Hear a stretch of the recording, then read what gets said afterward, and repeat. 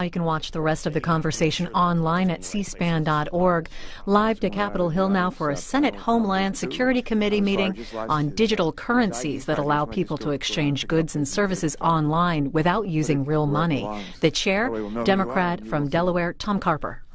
Senator Bill Roth, whom I succeeded here in the United States Senate, used to say, many years ago, he would say, and his advice was, wear a big button when you're campaigning so that you'll remember your name and so will other people too. So we want to make sure people remember your name.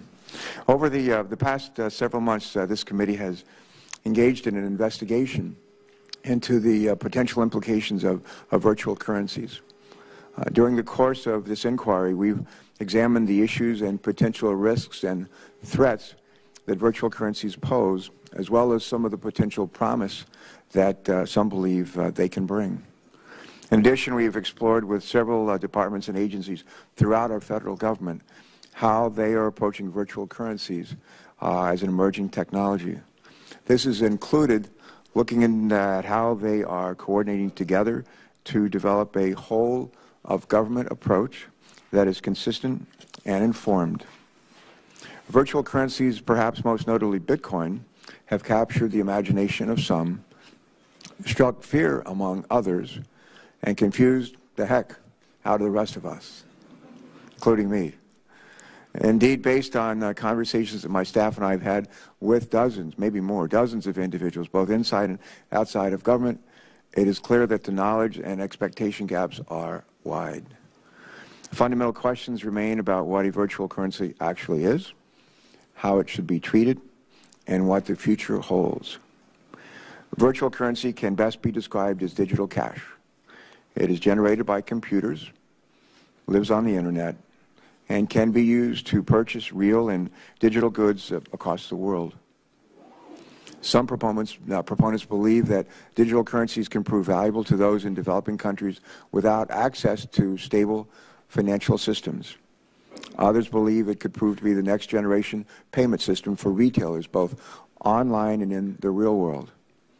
At the same time, however, virtual currencies can be an effective tool for those looking to launder money, for those looking to traffic illegal drugs, for those looking to exploit children around the world, and the list goes on.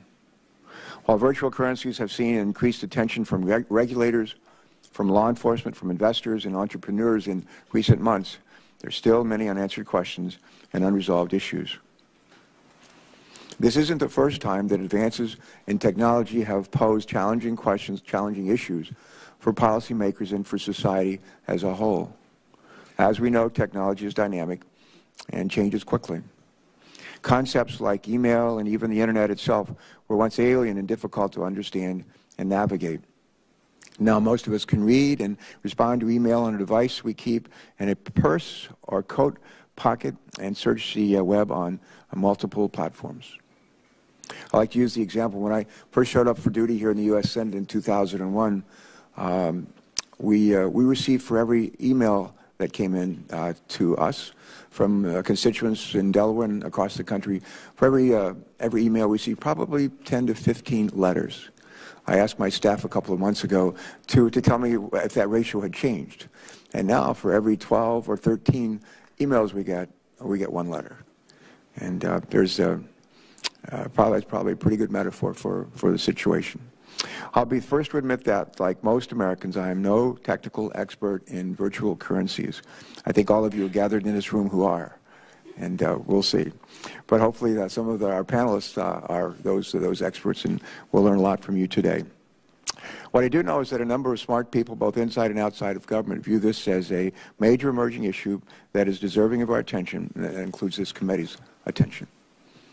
The ability to send and receive money over the Internet, nearly anonymously, without a third party, has a lot of wide-ranging implications. Our government needs to pay attention to this technology and to understand and, where appropriate, address these implications. This was made all the more clear last month when federal law enforcement took down and seized an online marketplace called the Silk Road, on which many illegal products and services were bought and sold via Bitcoin. The most popular products for sale were illegal drugs, foreign documents such as IDs and passports. Other services were also for sale, including hacking services. We're told that approximately $1.2 billion in transactions were made through the Silk Road. The site lived on what is often called the dark web, also known as the deep web. The dark web consists of web pages and data that are only available via special software that keeps users anonymous. Many sites and data on the dark web have been deliberately built to be untraceable in order to protect the anonymity of the user. And Silk Road was one of those sites. My understanding is that individuals could navigate to Silk Road anonymously and use Bitcoin, which can be sent to someone nearly anonymously to make purchases. The anonymity of the marketplace and near anonymity of the currency made it nearly impossible for law enforcement to track, and therefore made it an attractive place for criminal activity.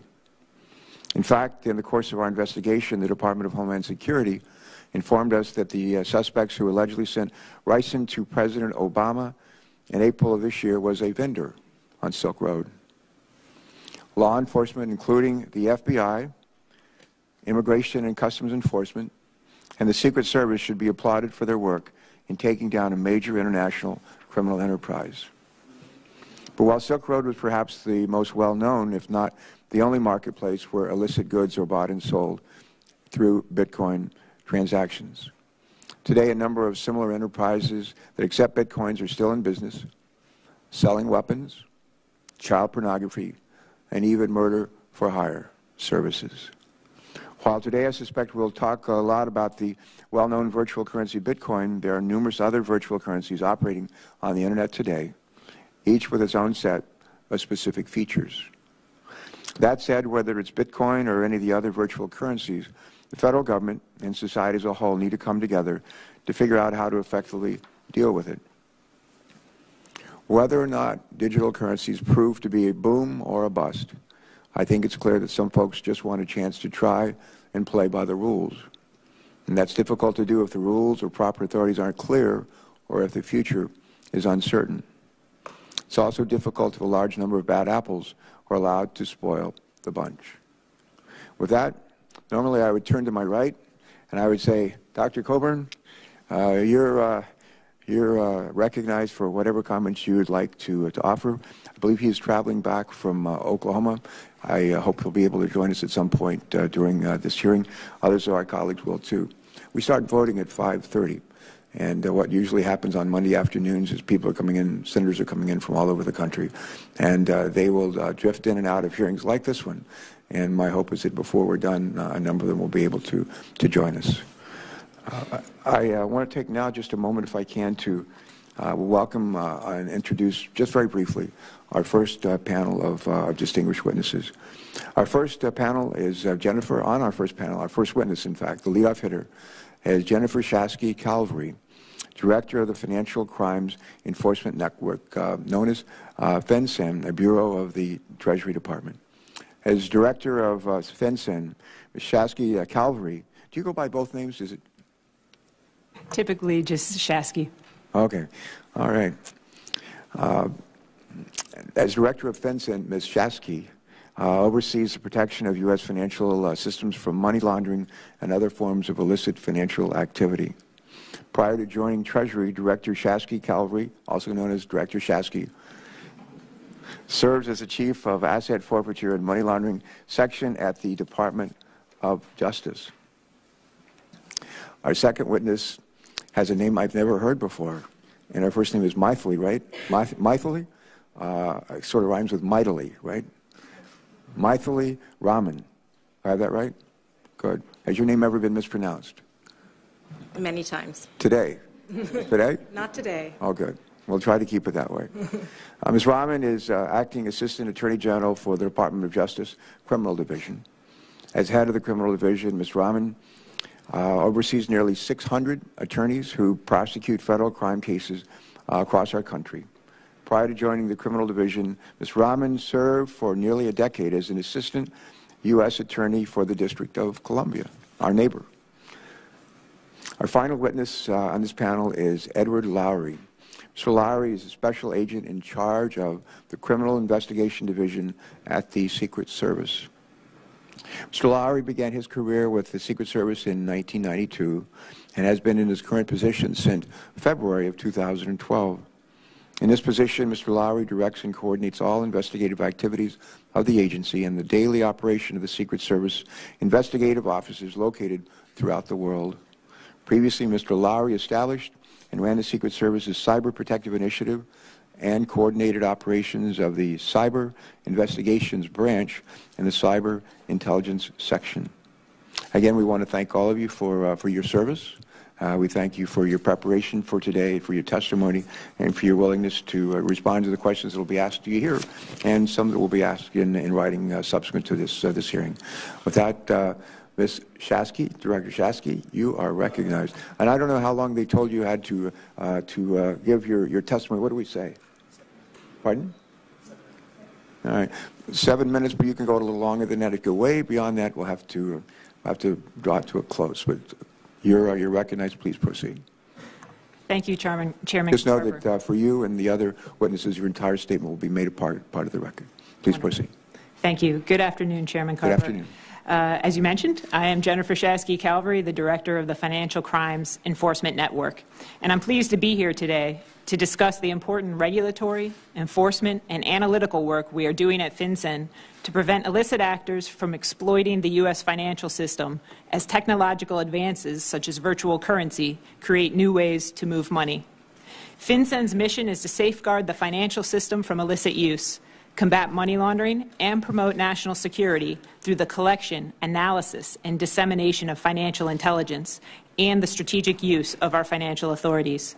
We work to achieve this mission by administering the Bank Secrecy Act, this country's primary anti-money laundering, counter-terrorist financing regulatory regime.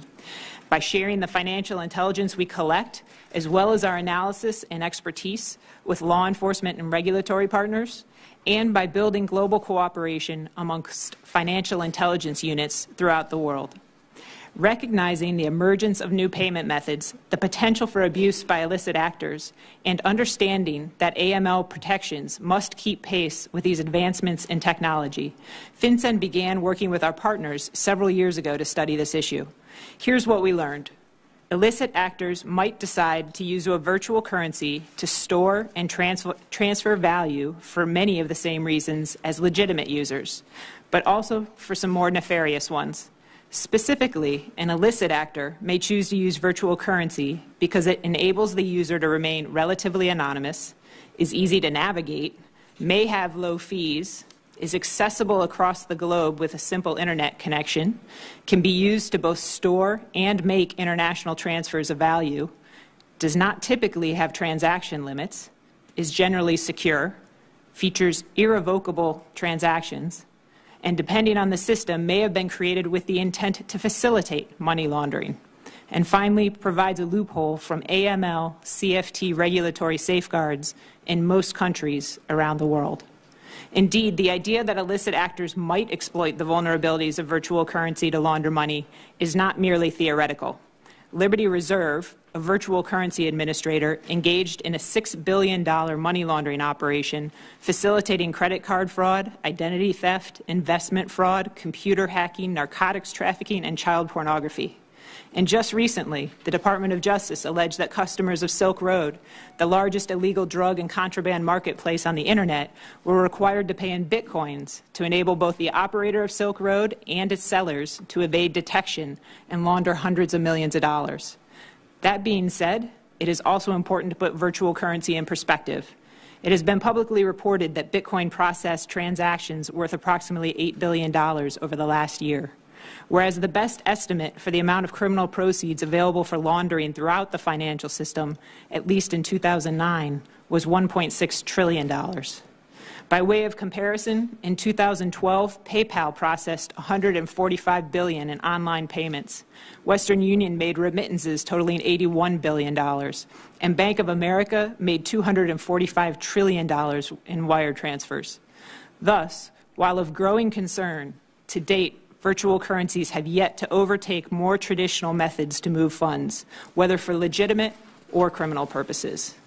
Nonetheless, to address growing concerns, in July 2011, after a public comment period designed to receive feedback from industry, FinCEN released 2 regulations which update several definitions and provide the needed flexibility to accommodate innovation in the payment system space, including virtual currencies, under our pre-existing regulatory framework.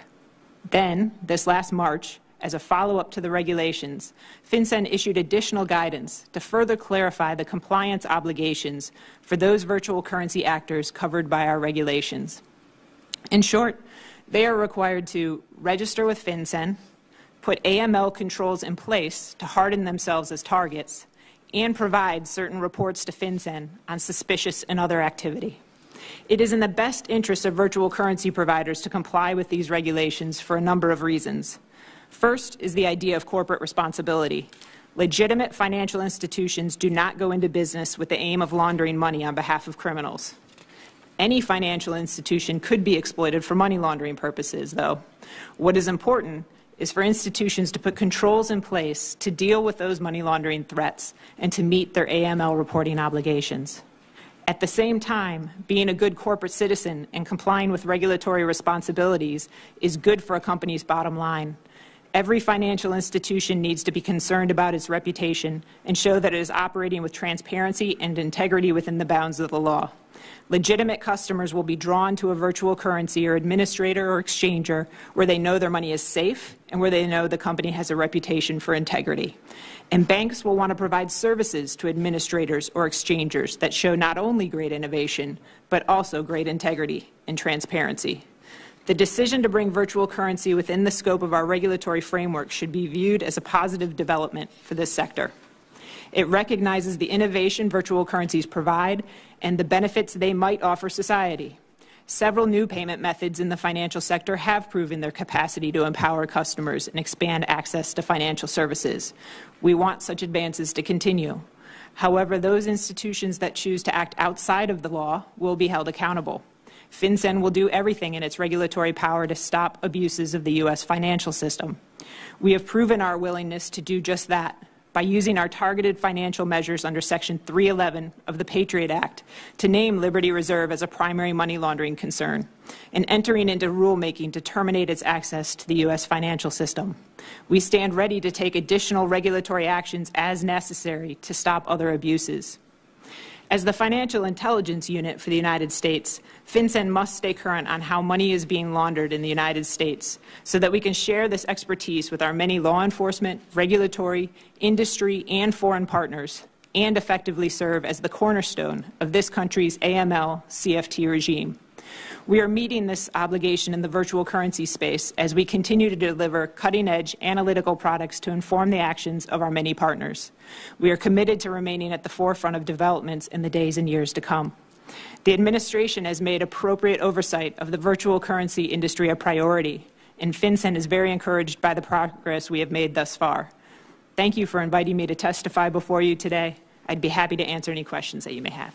Thank you so much for being here, for the meeting you had with our staff and me last week, and for your testimony. Thank you. Ms. Rahman, please proceed. Good afternoon, Chairman Carper, and thank you for the opportunity to appear before the committee today to discuss the Department of Justice's work regarding virtual currencies. At the Justice Department, we look at virtual currencies through the lens of criminal law enforcement. We recognize that virtual currency systems can be a legal means of exchange, but we also recognize that criminals will always seek to take advantage of new technologies to commit, further, or hide their crimes. Our responsibility as prosecutors is to ensure that we continue to enforce the law, even in new technological settings, and to prevent criminals from using those technologies to create zones of impunity. As I will describe in my testimony today, the Department of Justice has been aware of the threat posed by the criminal use of virtual currencies for several years.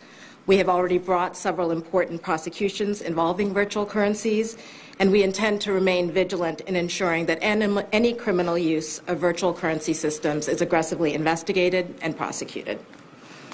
As an initial matter, I should note that virtual currency systems, so long as they comply with applicable anti-money laundering and money transmission laws and regulations, are not inherently illegal. and they can be appealing to consumers because they can provide cheap, efficient, and convenient means to transfer currency. Many of those same features, however, also make virtual currencies appealing to criminals.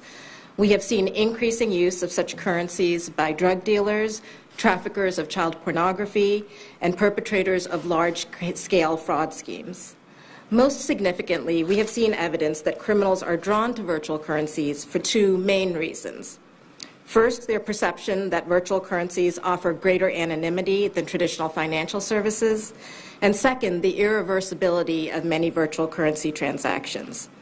These features can significantly complicate our ability to utilize one of the most basic techniques we use in criminal investigations, following the money. The Justice Department has long recognized the potential for the criminal misuse of virtual currency and launched our first major prosecution of an illicit virtual currency service in 2007, when we indicted eGold and its three principal owners on charges relating to money laundering and operating an unlicensed money transmitting business. As that indictment alleged, the only information a customer had to provide to set up an eGold account was a working email address. As a result, eGold became a popular payment method for sellers of child pornography, operators of investment scams, and perpetrators of credit card and identity fraud. At its peak, eGold reportedly moved over $6 million a day. eGold and its owners were convicted in 2008. Since that time, we have continued to ensure that we aggressively address any criminal misuse of virtual currency systems, especially as those systems evolve and develop. When virtual currency systems fail to live up to their obligations under existing law, we take action. Earlier this year, for example, we unsealed charges against Liberty Reserve, an offshore virtual currency business, for allegedly running a $6 billion money laundering operation, the Justice Department's largest ever money laundering prosecution.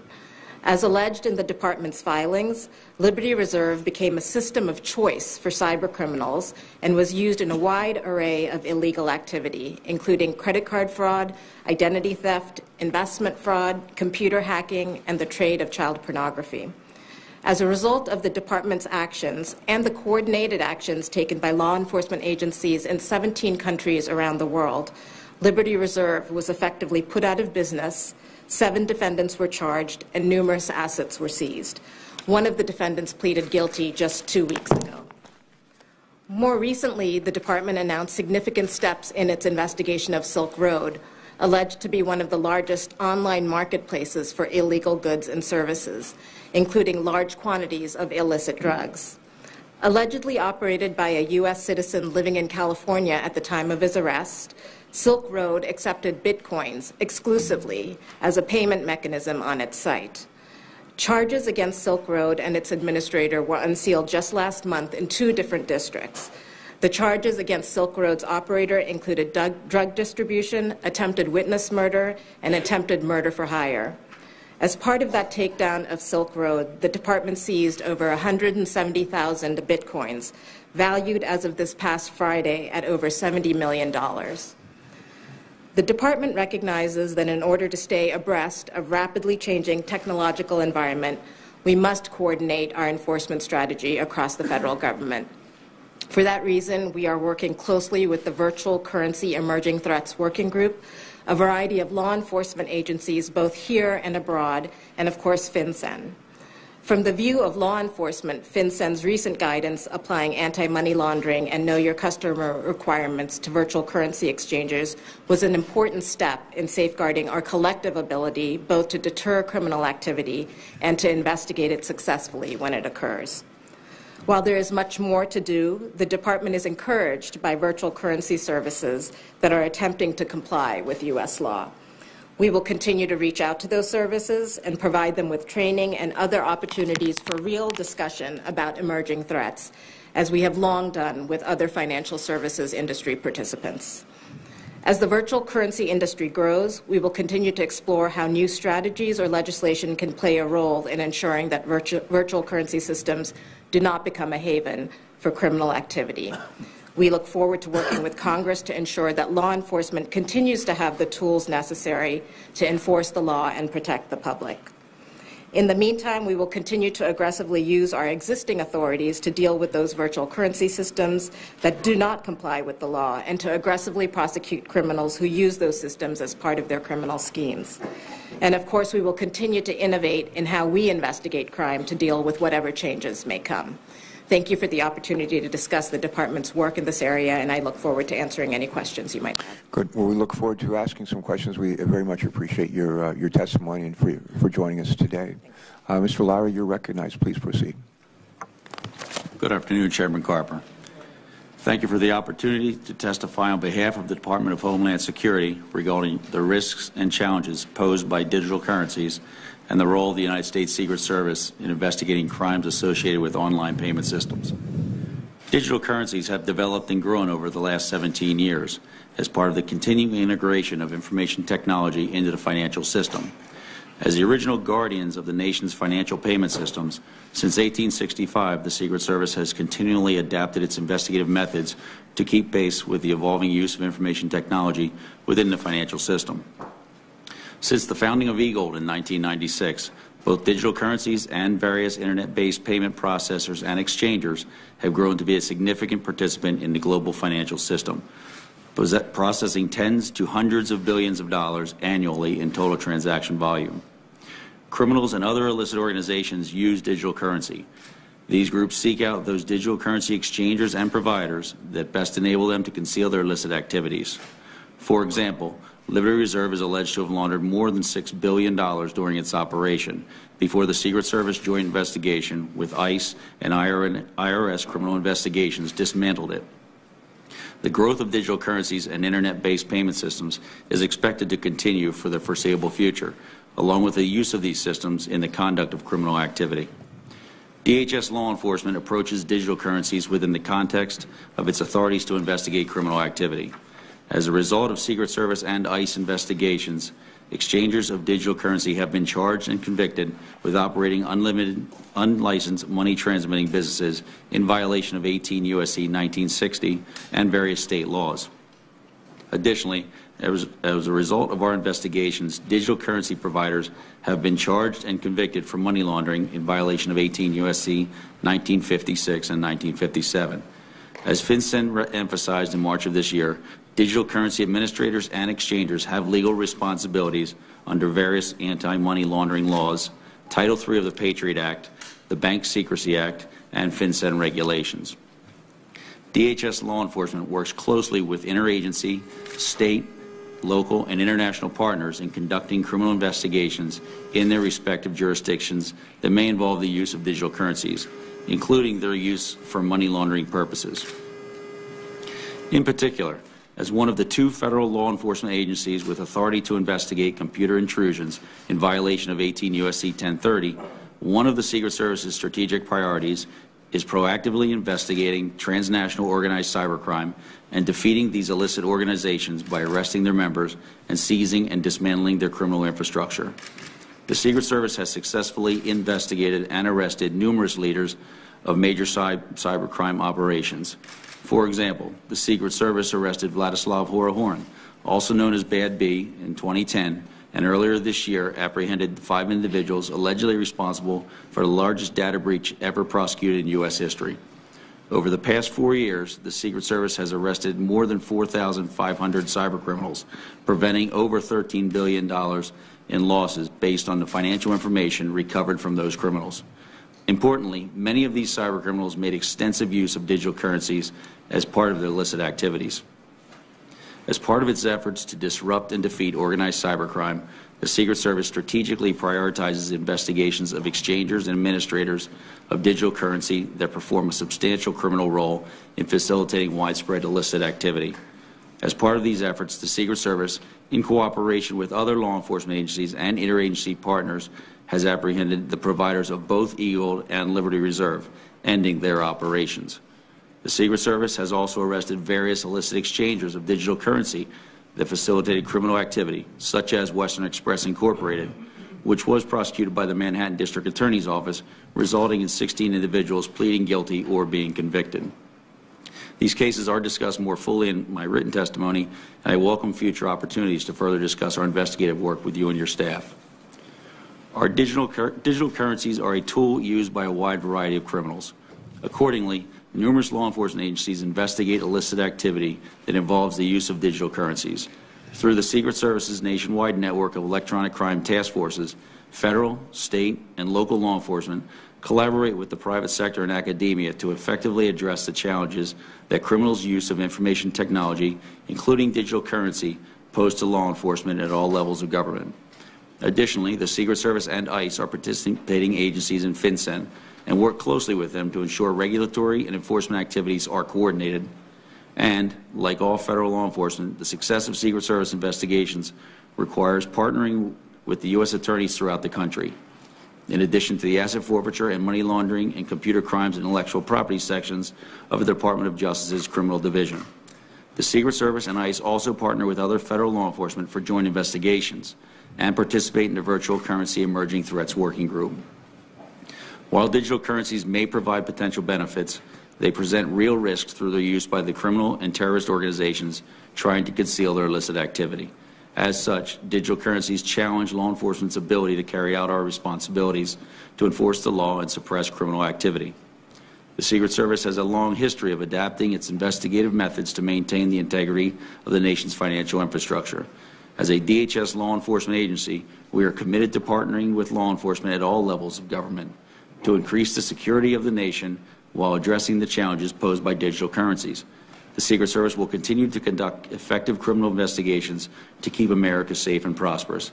Thank you for the opportunity to testify on this important topic, and I look forward to your questions. Mr. Lowry, thank you so much. And again, our thanks to each of you for your testimonies and your preparation today.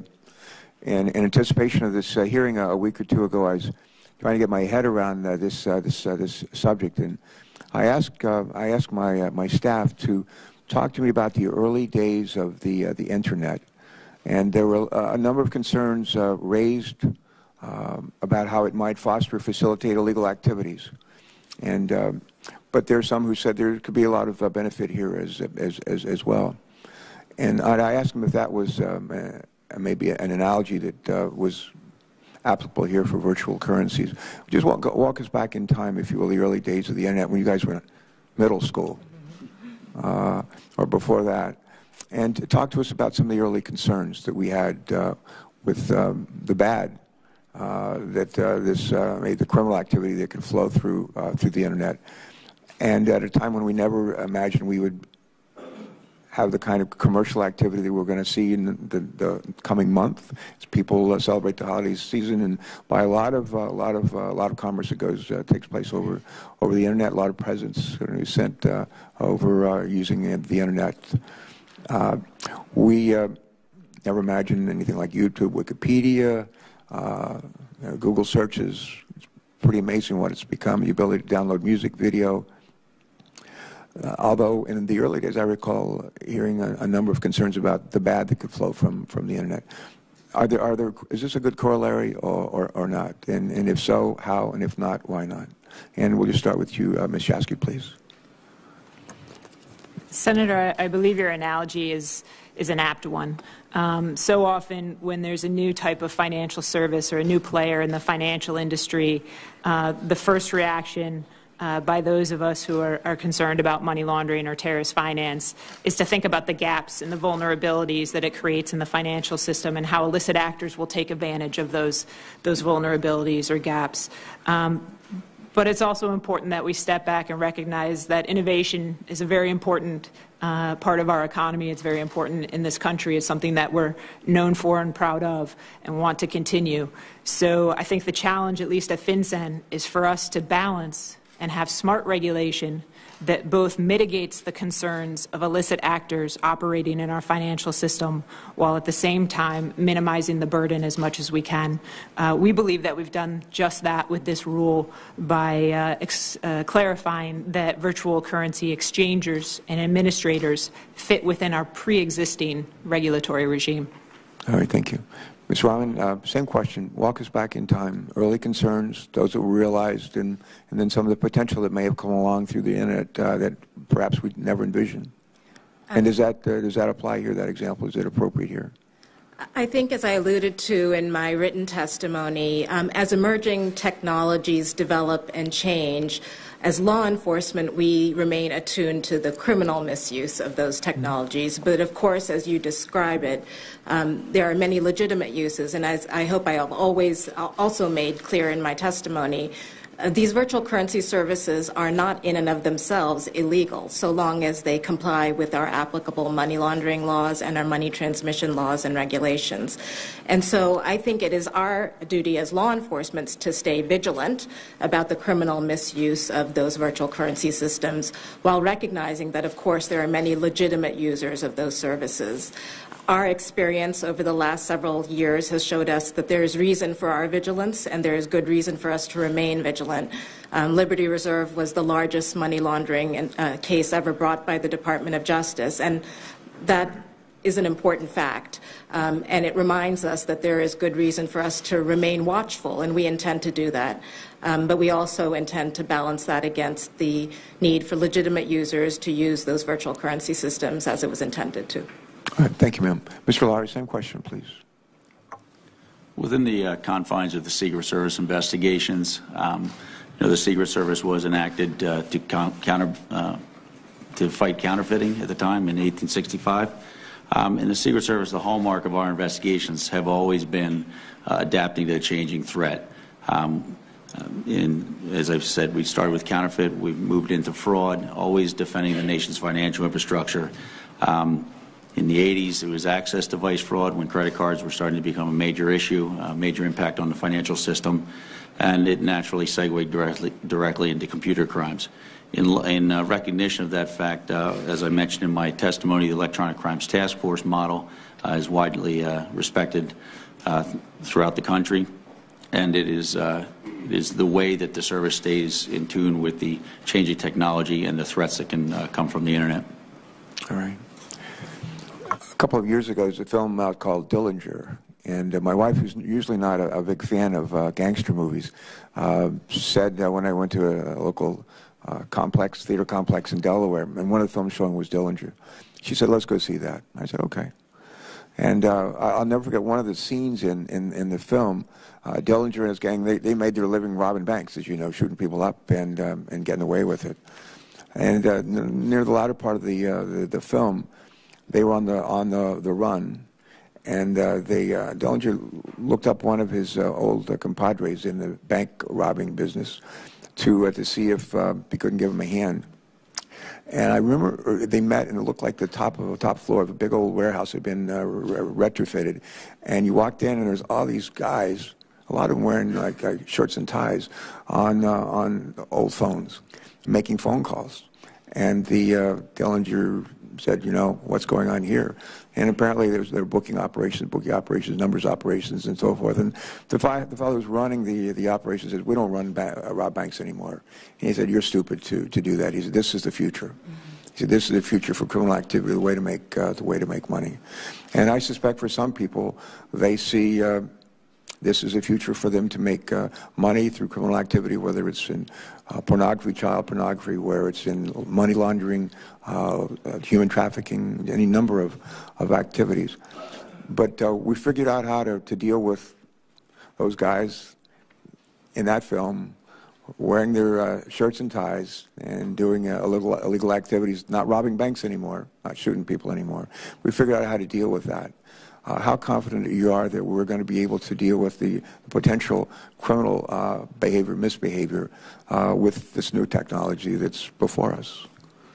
Mr. Lowry. And the second part, I said, what role does the legislative body, three branches of government, but what role does the legislative body, those of us who privilege to sit in these seats, what role do we have to play to make sure you have the resources you need to meet the dark side of this technology? Well, again, going back to my testimony, the Secret Service has investigated many first-of-their-kind investigations. We specialize currently in the transnational cyber criminal, the professional criminal that is targeting our financial infrastructure. We operate within the confines of the laws that we are entrusted to enforce. Predominantly 1028, 1029, 1030. which would be access device fraud, identity theft, and computer hacking.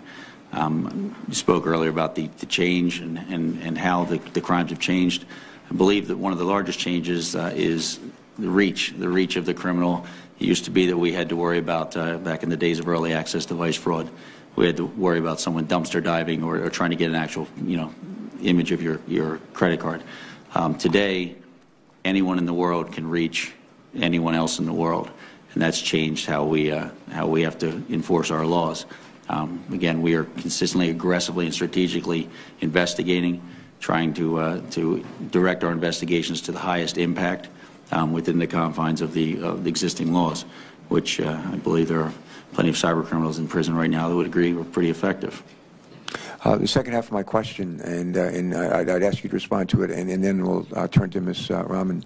But three branches of government: judicial, executive, legislative. The role that we're attempting to play today on this committee is not just an oversight role, although this is a Homeland Security and Governmental Affairs Committee. We historically do oversight and have for many, many decades. Homeland Security piece of this committee is actually newer. It's only about 10 years old. But we have a role for oversight. We also have, I think, an obligation or an opportunity here to try to make sure that the administration is working maybe with other law enforcement agencies across the country, but they're working in a cohesive, collaborative manner. And I'm encouraged to see that that might be the case. But what advice would you have for us on the legislative side? Well, how can we be supportive and better enable you to do your very difficult work as this new technology appears before us? Well, I believe it goes back to the most important part of being able to do this job is the hiring, developing, and retaining of a highly qualified workforce. Obviously, you need a technically gifted investigator to follow the trail and to run these international criminals down. So that is always a challenge, especially in the current fiscal environment. But any support in that realm is definitely appreciated. All right, thank you. Ms. Rahman? Your first question was whether we can keep up with the changing technology, and I do think that law enforcement has proven itself to be nimble and aggressive and willing to work together, not only with agencies here in the United States but abroad, in order to effectively combat the threat. I've mentioned Liberty Reserve before, but it's an excellent example of how our agencies have worked together to take down an enormous money laundering operation. We worked together with FinCEN and Treasury. They took coordinated action at the same time that law enforcement made arrests here and abroad. We had 17 other countries working with us for coordinated arrests and takedowns. We seized assets on the same day that arrests were made, and we took down domain names on the same day that arrests were made. So I do think we're nimble enough and creative enough and aggressive enough to be able to combat the threat. And that doesn't mean that we're not unaware of the challenges that are posed by virtual currency. And there are specific challenges that are inherent to virtual currencies that we are remaining attuned to. The anonymity is certainly one that we are paying attention to. The fact that some virtual currency services may be based in countries that have laxer regulatory oversight is of concern to us. There are issues with difficulty in obtaining customer records and a host of other difficulties and challenges that go along with investigating global organizations. But I think, as our track record shows, we're up to the challenge, and we're continuing to work together to ensure that we are innovating as criminals are innovating, and that we stay one step ahead of them. As for what the legislative branch can do, I think as for our criminal statutes, we feel confident that the statutes that we have available to us, our money laundering statutes, our money transmitter statutes, are broad enough to encompass the activity that we've been talking about this afternoon. And in fact, those statutes are the ones that we used in eGold and Liberty Reserve, for example. And of course, to the extent that criminals are using virtual currencies as part of their criminal enterprises, the actual substantive criminal statutes are also applicable. For example, if a child exploitation enterprise is trading child pornographic images in virtual currency, we should be able to charge that under traditional child exploitation statutes. And so we feel confident that the statutes that we have on the books are are flexible enough to meet our needs. That having been said, we're always looking for ways to close any gaps that might arise, or to close any gaps that we might see that we aren't seeing right now. And we'd be happy to continue to work with you and your staff to ensure that we let you know whenever we need those legislative tools. All right, thank you.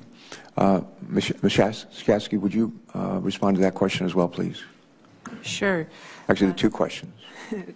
Thankfully, Congress's actions in passing the Bank Secrecy Act and the USA Patriot Act have already given us a strong platform to meet the challenge. So we're confident that we can meet this challenge, at least in the first instance, using that platform. So the Bank Secrecy Act, of course, is this country's anti-money laundering and counter-terrorist financing backbone, which we administer at FinCEN. We issue the regulations under that. In 2011, when we expanded some of our definitions to enable us to have flexibility in going after new payment systems, our hope was that these regulations would live with changes in the market.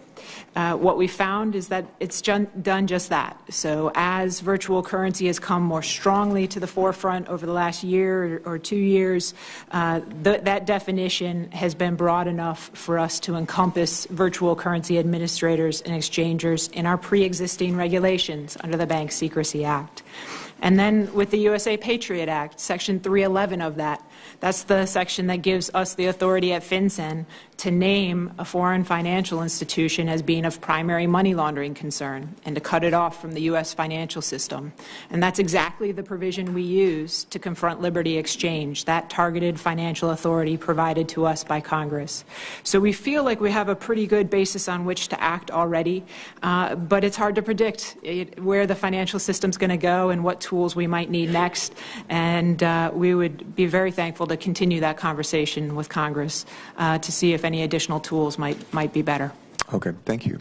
And in your testimony, Ms. Shasky, you said on page 11, I think, of your original testimony, I'll just read a couple of sentences from it if I could. You said, several new payment methods in the financial sector have proven their capacity to empower customers, encourage the development of innovative financial products, and expand access to financial services.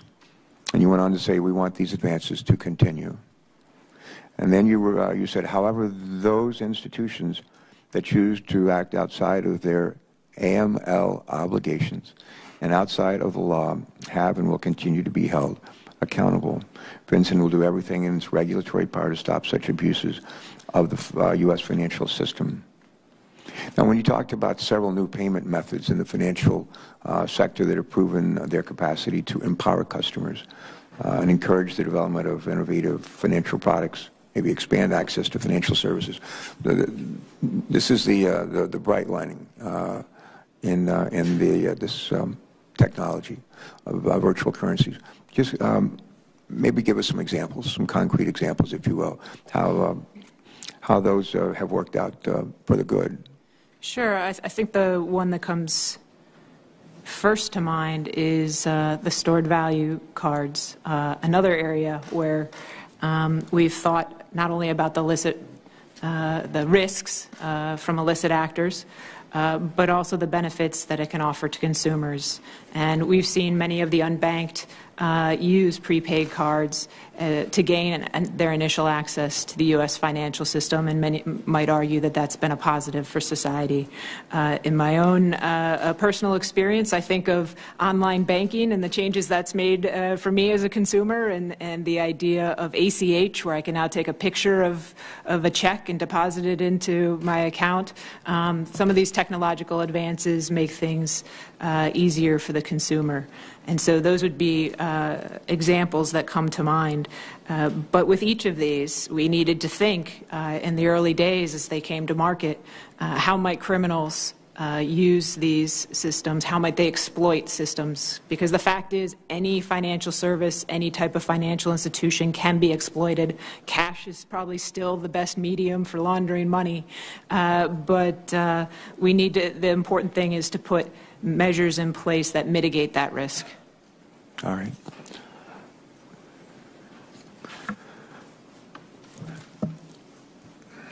I'm going to ask each of you to take a shot at this question. We've already addressed it to some extent, but I want to come back and do a little deeper dive if we could. The question I want to get to and I want to come back to is whether or not you think that virtual currencies, that would include Bitcoin, fit into our current legal and regulatory framework. And we talked a little bit about this and I explored in the last question, but come back to me, if you will, with some further thoughts on whether you see any gaps in our statutes, any gaps in our regulations regarding virtual currencies. So that's part of the question. The second half of the question, which agencies do you believe need to be at the forefront of the federal government's work on virtual currencies? Two questions. And Mr. Lowry, if you feel up to taking this one first, that would be fine. Thank you. So is virtual currency within the legal existing laws? I can speak, and I know obviously Bitcoin is the currency that is part of this discussion today. I can speak within the framework of the Secret Service investigations and what we see out there, and I think it's important to recognize that within what we see in our investigations, that the online cyber criminals, the high-level international cyber criminals that we're talking about, have not, by and large, gravitated towards the peer-to-peer cryptocurrency, such as Bitcoin. Again, this is within the confines of what we've dealt with. The Eastern European cyber criminals that we have developed a specialty in have, by and large, gravitated towards a centralized digital currency that is, as my colleague discussed earlier, that is based in a locale that may have less regulatory guidelines, may have less aggressive law enforcement. So that is a distinction I think needs made. Is the virtual currency within the existing laws? I believe there are plenty of opportunities for digital currencies to operate within the existing laws and regulations. And as far as the Secret Service investigations are concerned, as long as they fit within the laws and they comply with existing FinCEN guidance, then there would be no violation, no reason for the Secret Service to look into it. All right. Ms. Rahman, would you respond to the same question, especially the second half of the question, which agencies do you believe need to be at the forefront of the federal government's work on virtual currencies? Starting with that question then first, I think the Department of Justice recognized a few years ago that a joint effort was needed, and the FBI set up and led the Virtual Currency Emerging Threats Working Group, which is now the working group that my colleagues here and many other agencies participate in. It's borne out to be very fruitful. It's a forum that allows all of the agencies that you'd want to be at the table, the Treasury Department, our law enforcement agencies, even within the Department of Justice, the FBI, DEA, and other agencies within the Department of Justice's prosecutors. We have U.S. attorneys' offices and two sections of the criminal division, the asset forfeiture and money laundering section, and the computer crime and intellectual property section participating, OFAC, IRS, and a number of other agencies here in the United States that we think are necessary participants are in fact participants. We also have foreign law enforcement that participates in that group, including the National Crime Agency in the UK. And these are, I think, the most important agencies to be at the table. That covers the waterfront in terms of regulations and regulatory enforcement and criminal law enforcement. There's, of course, room for improvement, and we're always looking for additional participants. And even, in fact, last week, there were additional participants that were invited to join that working group. I think it's an excellent... From other countries or from within this country? I think, well, both. But even last week, we thought of an additional domestic agency that should be at the table, and we've invited them to participate. And so I think it's going to be an evolving process. It's proven so helpful thus far, and I think we are intending for that to continue to be an important forum in which we can talk jointly about what the emerging threats are, what each of our agencies can do to coordinate across the government, both here and abroad. As for the regulations and the laws that cover virtual currencies, I feel confident that currently are criminal statutes that we have used in our prosecutions thus far have been effective tools. Our money laundering statutes have been very effective in our ability to prosecute e-gold, Liberty Reserve, for example. Our substantive criminal statutes, such as our drug trafficking statutes and murder statutes, have been effective thus far in being able to charge the administrator of Silk Road. And our money transmitter statutes, which is 18 U.S.C. 1960, has also been used to prosecute Liberty Reserve and some of its principals, for example. And so I do think that we have the statutory tools, for the most part, that we as prosecutors need to get at this kind of criminal activity. But I will say that the Department of Justice over the last few years has been proposing and pushing updates to our money laundering statutes through the Proceeds of Crime Act and related pieces of legislation. And those changes are ones that we continue to support. Money laundering statutes have been on the books for a long time, and they've been effective, but they can be updated. And we've proposed over the years several updates that we continue to support. Shasky? Sure. Taking the questions in turn. FinCEN has never opined and still is not opining on whether virtual currency is a real currency or a commodity, as those questions are outside of our purview. We are the anti-money laundering, counter-terrorist financing regulator for the federal government. And so our regulations spoke to that and only that. And we tried to make that clear in our guidance this last March. But this country, like all countries, has an interest not only in protecting our financial system from money laundering and terrorist finance, but also protecting consumers from fraud, collecting taxes, protecting investors, ensuring economic stability, all things that are a part of our regulatory system but outside of the purview of FinCEN.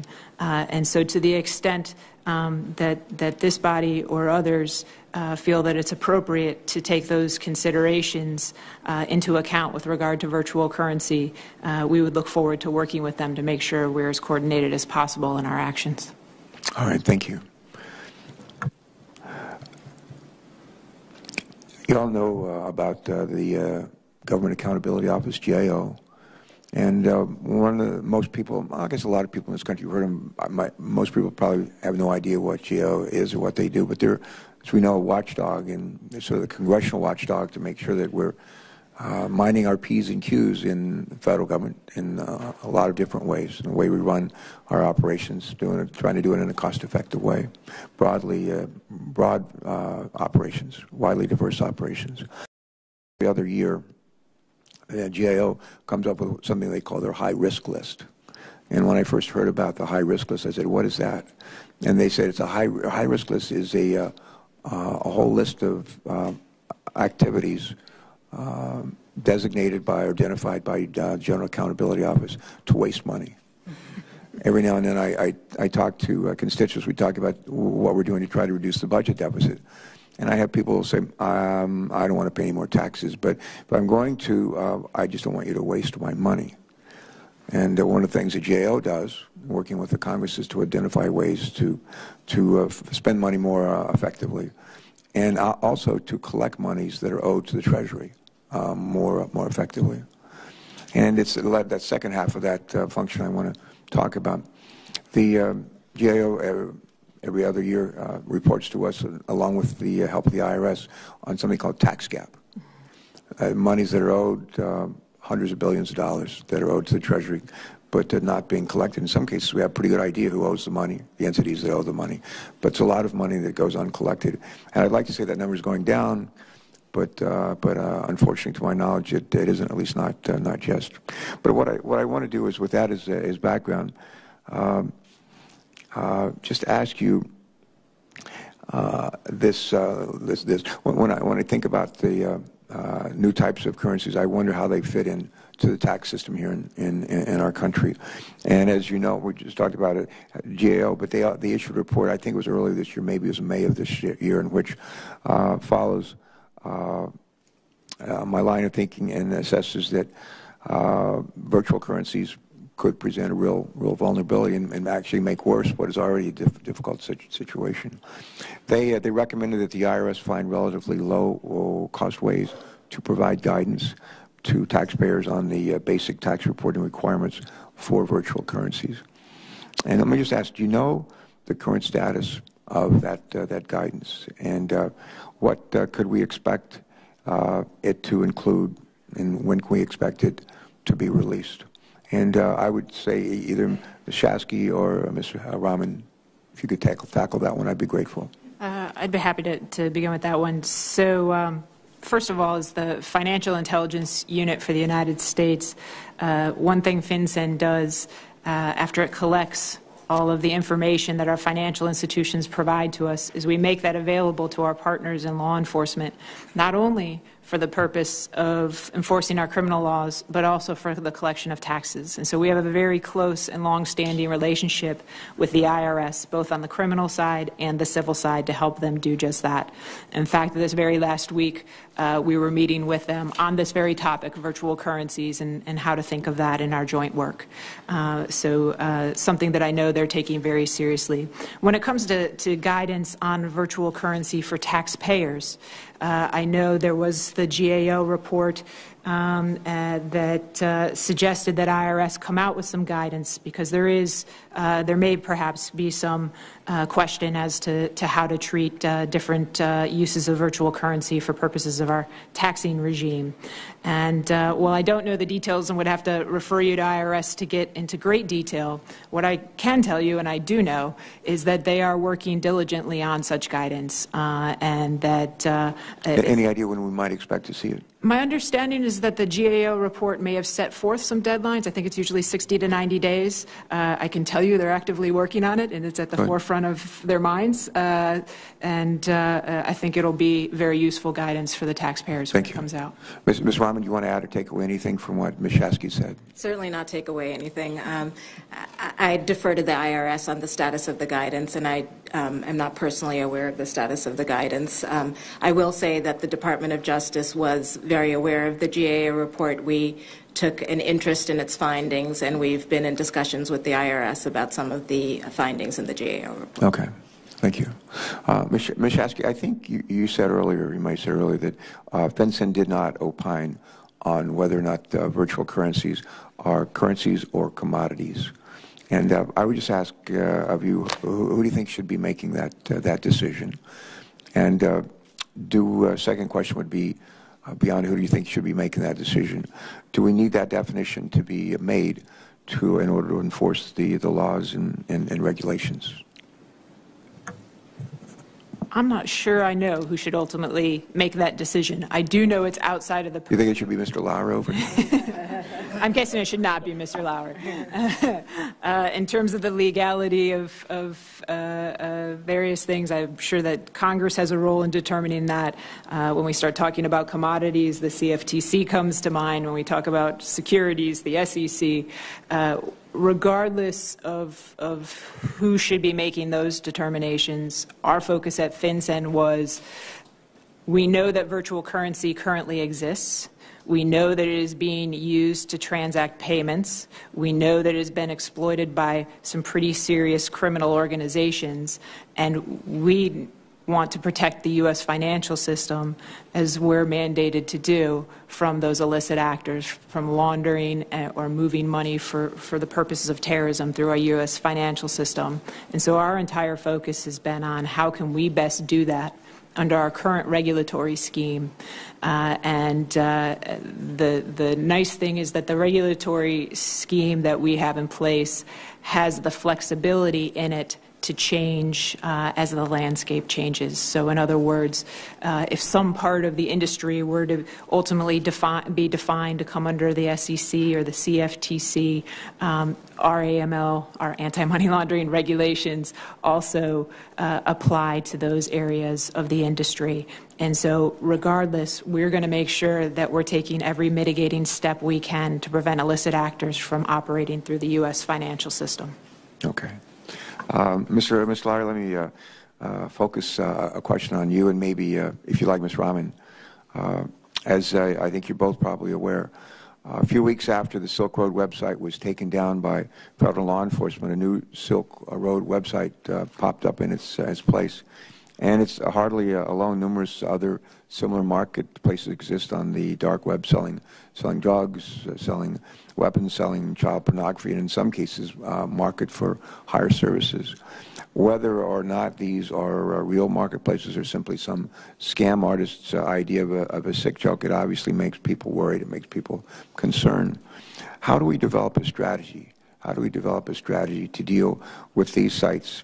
And are there particular characteristics of these sites that make it more difficult for law enforcement to respond? And would you respond to that, Mr. Lowry, and then maybe Ms. Rahman? Absolutely. So the online sites, the Secret Service in our investigations, once again, we believe there are three infrastructures in place that facilitate the online crimes. The Silk Road type criminal forums. One of the Secret Service specialties are on the criminal forums, Eastern European based predominantly, that specialize in the large-scale trafficking of stolen financial data and what have you. So there are other of these websites that specialize in specific crimes. The other part of the infrastructure is the digital currencies. The use of digital currencies, predominantly the digital currencies that fall outside of the guidance of FinCEN or outside of U.S. law, or in countries that obviously, as I said earlier, have less regulatory controls. And the third is what we call we refer to as bulletproof hosters. Referred to as what? Bulletproof hosting. It's a criminal organization, criminal individual who specifically sets up business in another country with very little regulatory or aggressive law enforcement and provides a platform for attacks to be launched against the U.S. criminal infrastructure. So the Secret Service attacks the problem strategically. We are always looking to identify the individual behind a specific crime, the intruder, the large-scale vendor of stolen personal data, or what have you. And at times it may be that if we can identify a forum or a digital currency that is within legal reach, within reach of U.S. law enforcement, case in point, Liberty Reserve or e-gold, then it makes strategic sense to take that out of the equation. And it disrupts the criminal organization for strategic reasons, quite honestly, usually to facilitate the arrest of other individuals we're looking at. All right, thank you. Ms. Rahman, you want to add anything to that statement? I think the challenge that you're pointing to sometimes really results from anonymity, and it results from many criminals migrating to hidden services on the Internet. Migrating to what? To hidden services on the Internet. And that has been a challenge for law enforcement, but as you've seen from the results that have that we've been able to achieve in the last several years, I think we've been able to keep pace with that, and we've been able to develop tools and strategies to address it. Although it is, I think, as you mentioned, it can be frustrating to the public to see another website pop up after one that seems similar to it just having been taken down. I do think, as Mr. Lowry said, that it's incredibly important for us to be taking those steps, not just to disrupt that particular organization, but to send a message to the users of those websites that that they cannot trust those types of websites, that law enforcement is watching, and it is not, in fact, anonymous, and it is not, in fact, immune from investigation. And that is an important message to send. All of us in law enforcement who pay attention to the results of these takedowns know that the community is aware, the criminal community is aware when we take these actions. It's important that we do so. It's important that we put the wrongdoers in prison when they deserve it, and it's important for us to put these organizations out of business, and I think we've been able to do that. Well, that was a very encouraging addition to Mr. Lowry's response. Thank you. I have another question on domestic job creation that I'm going to direct to Ms. Shasky. But before I do, my last question will probably follow right after that, and then we'll introduce our second panel. Take maybe a short recess and introduce our second panel after that. But sometimes I ask a panel that's before us, when we're trying to figure out how to develop some consensus to address a significant challenge to our country, one of the things I'll do, you were very kind to present an opening statement, and I appreciate very much your clear, straightforward responses to the questions I've asked.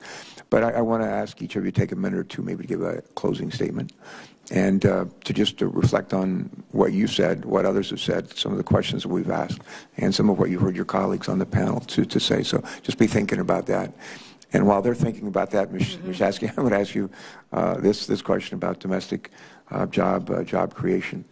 As you know, there's been some concern that virtual currency businesses might leave the U.S. and move overseas to jurisdictions with a less strict regulatory framework. And what, if anything, can the U.S. do to try to keep businesses in this country? What are we doing that seems to make sense? What maybe more should we do? And along those same lines, is Vincent engaging with international partners on regulation of virtual currencies? It sounds like we are, but if you could expand on that, I'd be grateful. So those two questions, please. Sure. So first, in terms of keeping business in the United States, I guess I'd say that if business is going to leave the United States based on perceived or actual regulatory burden, I at least believe that they're going to find that gain short-lived. Every country, as I mentioned earlier, has an interest in protecting its financial system from illicit actors who would launder money or move money on behalf of terrorist organizations, in collecting taxes and protecting investors and protecting consumers from fraud and ensuring a stable economy. And so if this payment system, this virtual currency payment system about which we're talking today is going to survive and be a real player, a significant player in the financial system, regulation both at home and abroad is going to catch up because it has to. And so our challenge here is to have smart regulation that both mitigates the risks while at the same time minimizing the burdens.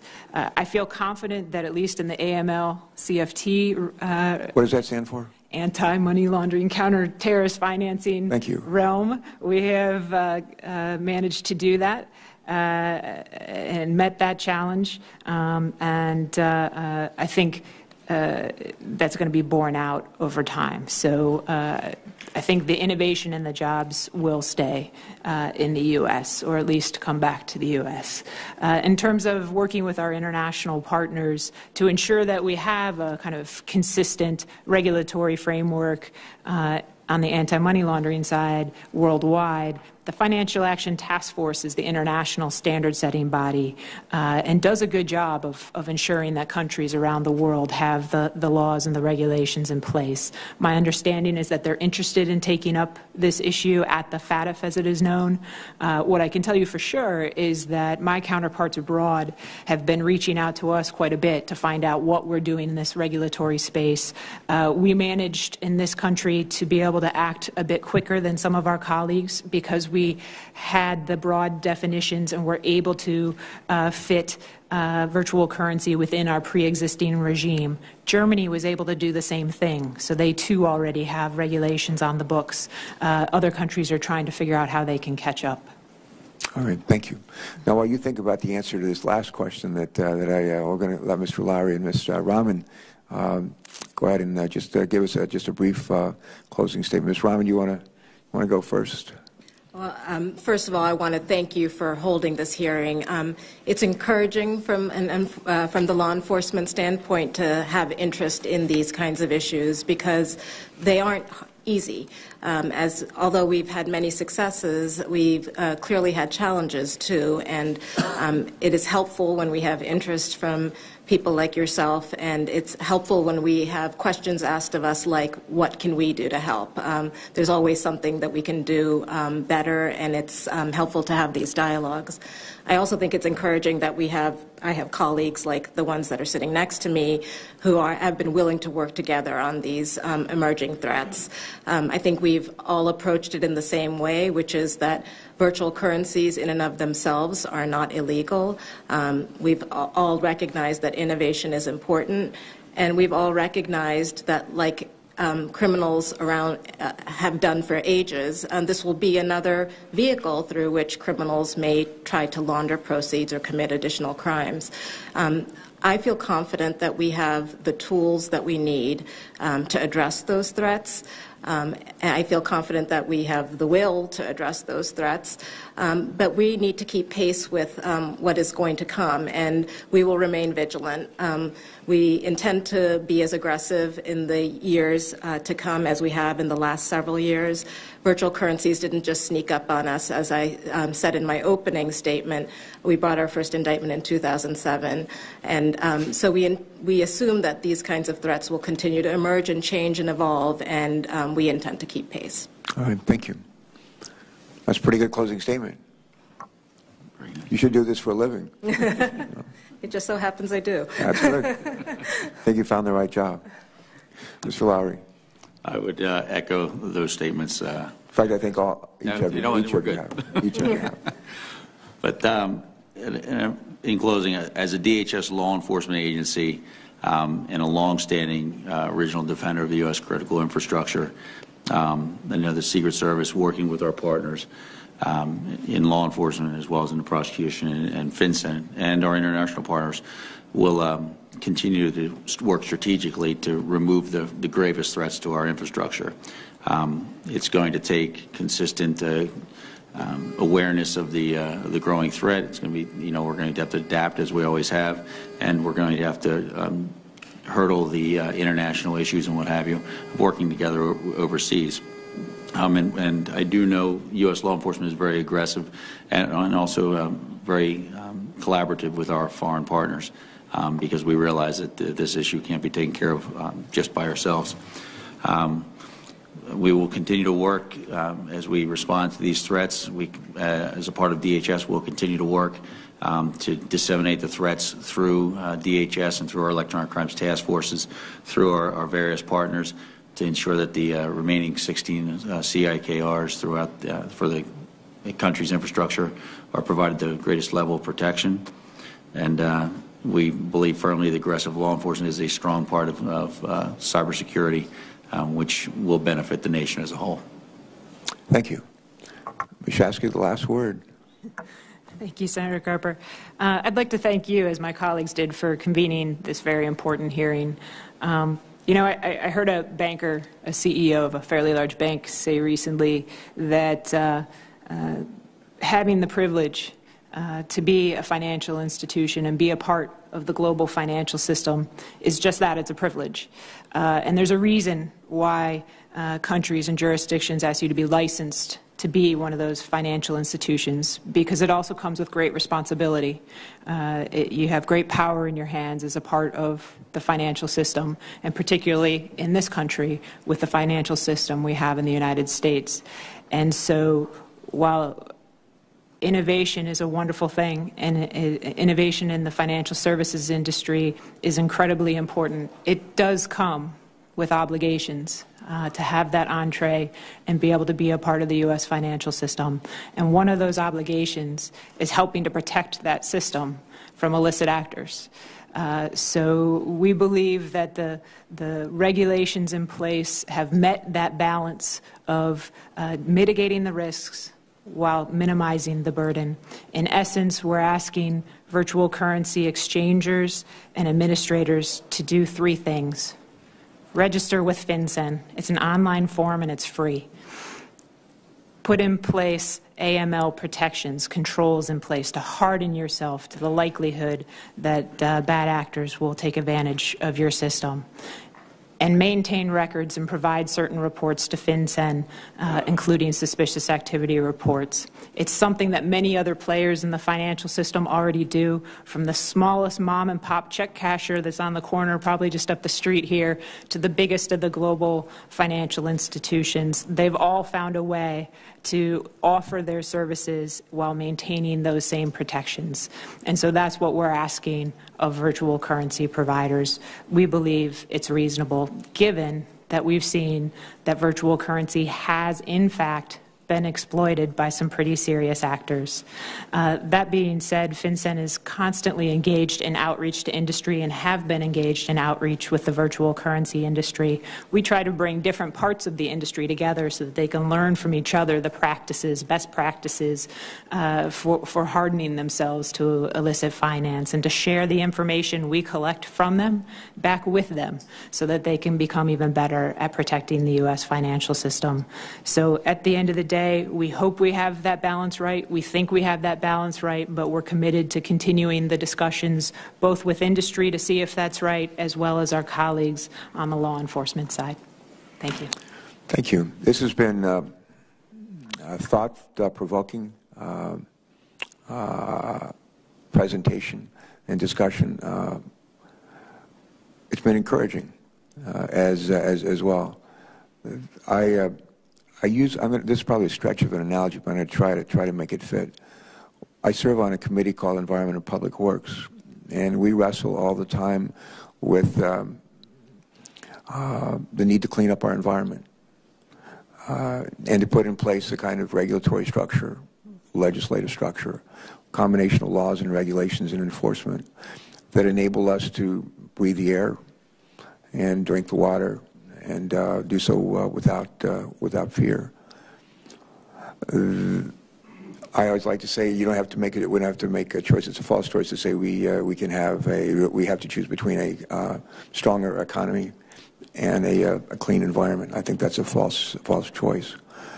And one of the questions that's been rattling around in my mind, and as we've drilled down on this subject, is it possible to reap the benefits, including the economic benefits, of this virtual currency, but at the same time cleaning up the kind of misbehavior, criminal behavior that we all know is out there and is a concern to all of us. And just as I'm become convinced over the years it's possible to have a stronger economy and a cleaner environment, I'm encouraged that maybe it's possible to have the benefits of a virtual currency or virtual currencies, and to actually be able to not facilitate, but to hold down the kind of criminal activity and criminal involvement that we talked about here today. So thank you for giving us both sides of the story. And we're going to have, I suspect, a chance to work with you all some more. And my hope is that you'll feel free to come back and tell us informally or formally where the legislative branch of our government needs to be doing some things to make sure that whatever potential there is here for our economy and for consumers is actually realized. And while we tamp down on that illegal behavior, that criminal behavior, we all want to eliminate. So I'm going to just call just a very short recess while we change up the cards. I'm going to need to take a phone call from one of my colleagues, and we'll probably resume in about 2 minutes. But thank you all very, very much for joining us. Thank you. Now we'll just take a short recess.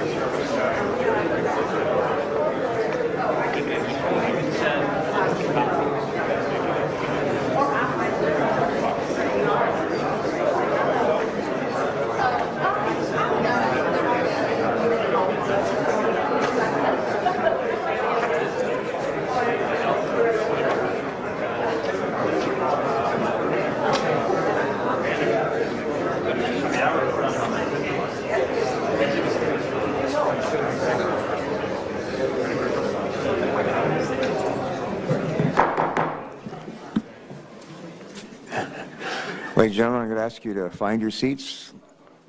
Looks like we have our witnesses lined up. And we thank you for joining us today. I'm told we're still going to start voting at 5:30, so that'll probably be a hard stop for this panel. But let me take just a moment, if I could, to introduce each member of this panel. Distinguished witnesses. It's my notes here say distinguished witnesses, so thank you. First witness is Ernie Allen, who's the President and Chief Executive Officer of the National Center for Missing and Exploited Children and the International Center for Missing and Exploited Children. Mr. Allen also serves as co-chair of the Digital Economy Task Force, which was developed to focus on the benefits and risks surrounding the digital economy, and is led jointly by the International Center for Missing and Exploited Children and Thomson Reuters. Our next witness is Patrick Mark, and General Counsel for Bitcoin Foundation. The Bitcoin Foundation works to standardize, to protect, and promote Bitcoin. Mr. Mark is also the principal and founder of Engage Legal.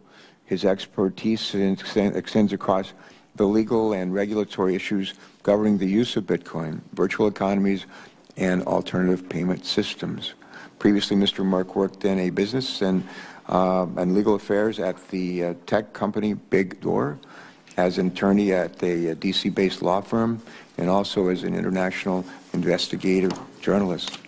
Our third witness is Jeremy Allaire. Is it Allaire? Allaire. Mr. Allaire is the founder and CEO of Circle Internet Financial, a startup company focused on promoting mainstream adoption of virtual currencies. Serial internet entrepreneur Mr. Allaire also serves as founder and CEO of Bright Cove, one of the largest online video platforms in the United States. And our final witness is Jerry Brito.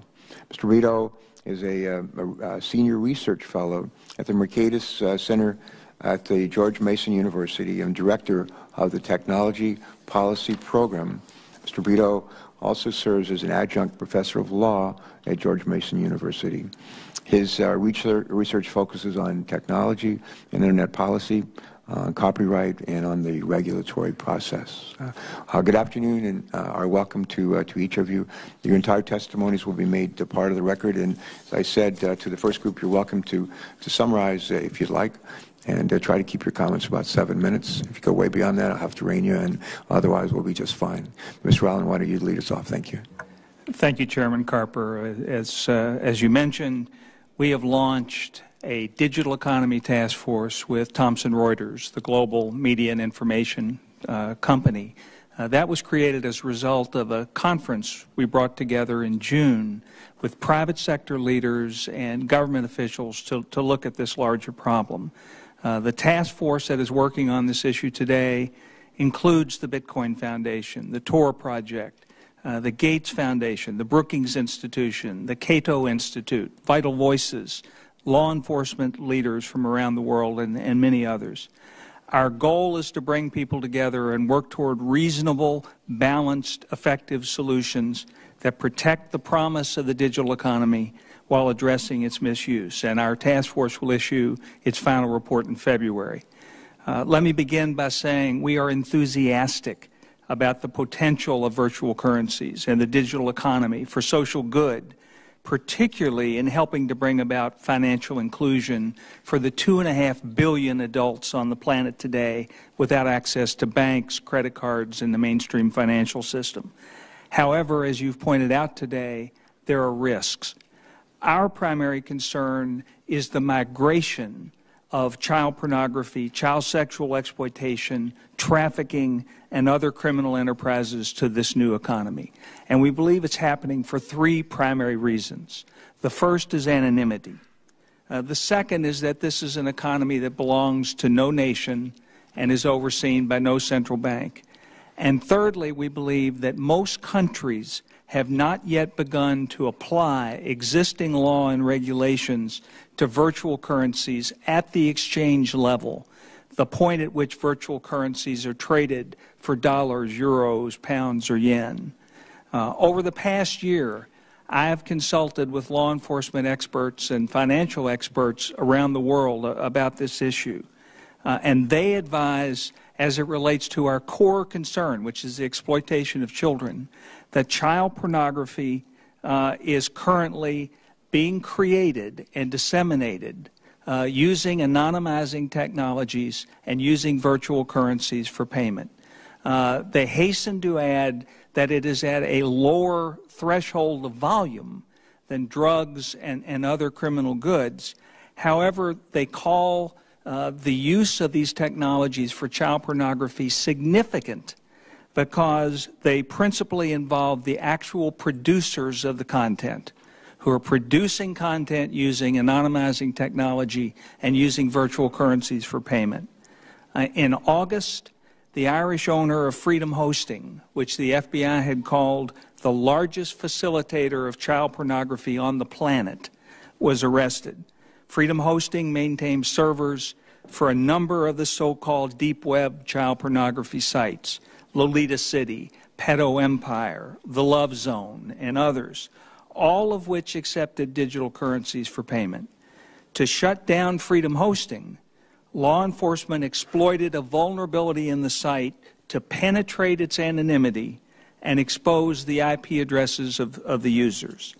Regarding Bitcoin, all the transactions are visible and transparent. The challenge for law enforcement is to go from that transaction to an actual person. The primary challenge that we have learned in our consultations with global law enforcement today is growing Internet anonymity. A recent headline read, "There's a secret Internet for drug dealers, assassins, and pedophiles." This so-called deep web includes sites like Silk Road, but it also includes sites for the purchase of weapons and counterfeit currencies and stolen credit cards and assassins and child pornography sites. All of these sites accept digital currencies for payment. What I hear most from law enforcement today is frustration. The primary investigative technique I've been told that law enforcement around the world is using to investigate these operations is infiltration. But infiltration is expensive, it's time-consuming, and it's often ineffective. And while there's some arrests, the research indicates that most of the arrests are of those who use the anonymizing technology improperly and leave a trail. They connect to a non-anonymous IP address, providing a trail to follow. And even the Silk Road arrest involved an offender who made a series of mistakes that made it possible for him to be identified. My concern is, with the absence of existing law enforcement tools, we're not catching the truly sophisticated, the most high-risk organized criminal offenders. Through our task force, one of the things that we're doing is exploring new techniques, including clustering Bitcoin transactions to identify patterns. And we hope to learn from the techniques that were utilized by law enforcement to penetrate Freedom Hosting. For the future, the pace of innovation will quicken, there will be new technologies, and the intensity of the effort to achieve total Internet anonymity will increase. You asked, what can Congress do? I think there are four things. First, you can ensure that existing law and regulation focusing on the point at which virtual currencies are being exchanged for conventional currencies are used. Secondly, you can press for global cooperation. Digital economy funds flow globally, network to network, not nation to nation. This is a problem that the U.S. government cannot solve alone. Thirdly, you can ensure that the response of government to this fragile, emerging, high-risk but high-reward area is not so draconian that the effect is simply to push these new enterprises out of the United States into countries where there's little or no regulation. And finally, you can help us address the core challenge, Internet anonymity. For all of its importance in protecting political dissidents, journalists, and others, we are very concerned that an environment not be allowed to foster in which child exploiters and traffickers can operate with no risk unless they make a mistake. 3 years ago, the then Secretary of State, Hillary Clinton, in her remarks on a free internet said, on the one hand, anonymity protects the exploitation of children. On the other hand, anonymity protects the free expression of opposition to repressive governments. She added we should err on the side of openness while recognizing there are going to be exceptions. That's the challenge, Mr. Chairman, is to determine how anonymous the Internet can be from the perspective of government and law enforcement around the world. We feel that absolute Internet anonymity is a prescription for catastrophe. Thank you, sir. Thank you, Mr. Allen. Very good testimony. Mr. Merck, welcome. Good afternoon, Chairman Carper. I am pleased to have the opportunity to speak with you today. My name is Patrick Merck. I am General Counsel for the Bitcoin Foundation. I'm a founding member of the Bitcoin Foundation, and I have been an executive in legal and business development for a number of digital currency companies. Additionally, I serve on the board of directors for the BitGive Foundation, a fledgling charitable organization for the Bitcoin community. The Bitcoin Foundation is a member-driven nonprofit representing a global constituency of business and individuals contributing to the overall Bitcoin ecosystem. Our membership is comprised of many of the top companies, entrepreneurs, and technologists working to make Bitcoin a success. The Foundation's mission is to promote, protect, and standardize the use of distributed, decentralized currencies and to free people to transact on their own terms in the global economy. Having said that, there is no Bitcoin company that manages or controls the software or its operation. The software is built and maintained by a community of volunteer open-source software engineers and a distributed network of transaction processing, often referred to as mining. At its most basic level, Bitcoin is an internet protocol. It's like email for money. The Bitcoin protocol operates a decentralized store of value and an open and transparent payment network that is secure, efficient, and low cost. The Bitcoin network can operate without any third-party intermediaries and is a highly innovative global financial system unto itself. In the near future, the Bitcoin protocol will also facilitate advanced payment services, and experiments are currently underway to provide additional non-financial services like property management and identity verification. Open and participatory systems like Bitcoin will produce many economic and social benefits. These systems can reduce exploitation of vulnerable populations the world over and here in the U.S. by providing a safe and private store of wealth in addition to a global transaction network that cannot be corrupted or abused by those who would seek to exploit or harm others. Financial exclusion is a U.S. problem. It is not just a problem for the Global South. There is a rising tide of unbanked and underbanked people right within our borders. This is important because access to financial services directly correlates to increases in dignity, liberty, and self-determination. Bitcoin can help move people trapped in a cash-based informal economy into a globally connected digital economy. At the same time, we acknowledge that, like any technology, there is a potential for abuse of this system. Bitcoin can be used for illicit purposes, and the law enforcement community may have to develop new methodologies for interdicting and investigating criminal activity on the network.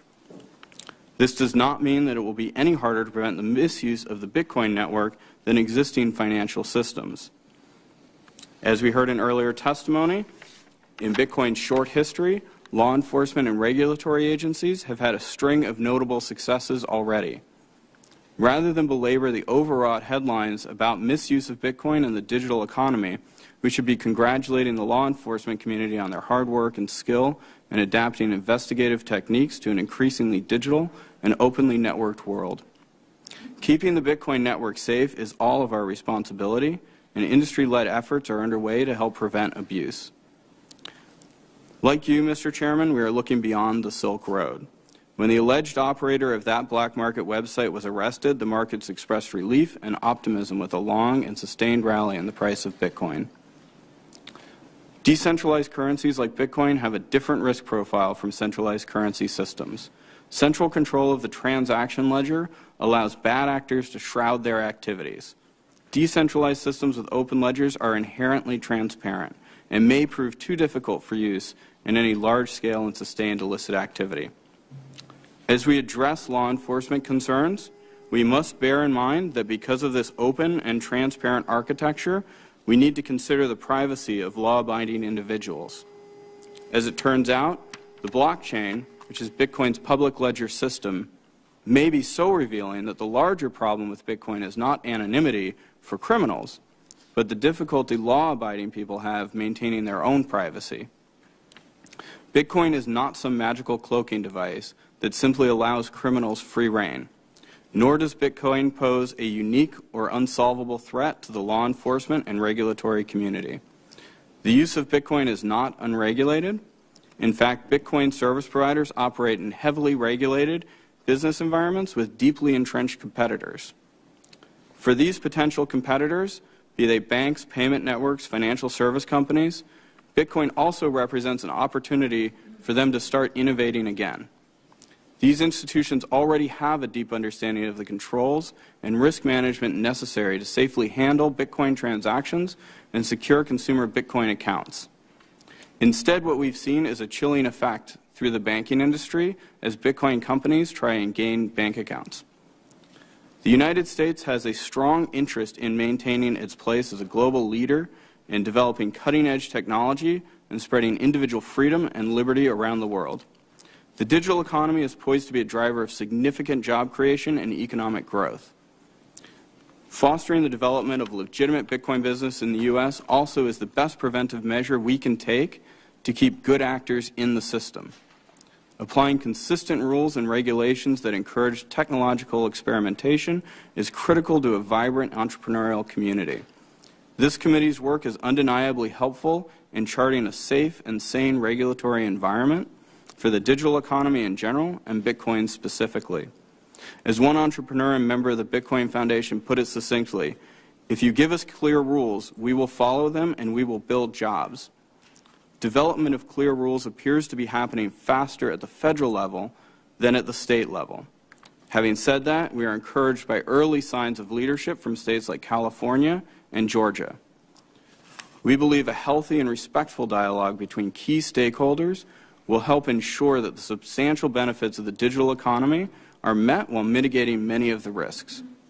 In particular, we would like to thank FinCEN for opening up a dialogue with the Bitcoin community and for demonstrating leadership on this issue at both the federal and state level. The Bitcoin Foundation looks forward to continuing this open dialogue and thanks the committee for allowing us to participate in this hearing. Thank you, Mr. Merck. Mr. Allaire. Chairman Carper, thank you for hearing my testimony this afternoon. My name is Jeremy Allaire, and I'm the founder and CEO of Circle Internet Financial, a recently launched financial services company aimed at facilitating payments and money transfers using global digital currency such as Bitcoin. I've been building Internet software platforms and online services companies for 20 years, having founded and helped to lead multiple global public companies with products used by hundreds of millions of consumers and hundreds of thousands of businesses globally. I'm here to testify because I believe that digital currency represents one of the most important technical and economic innovations of our time.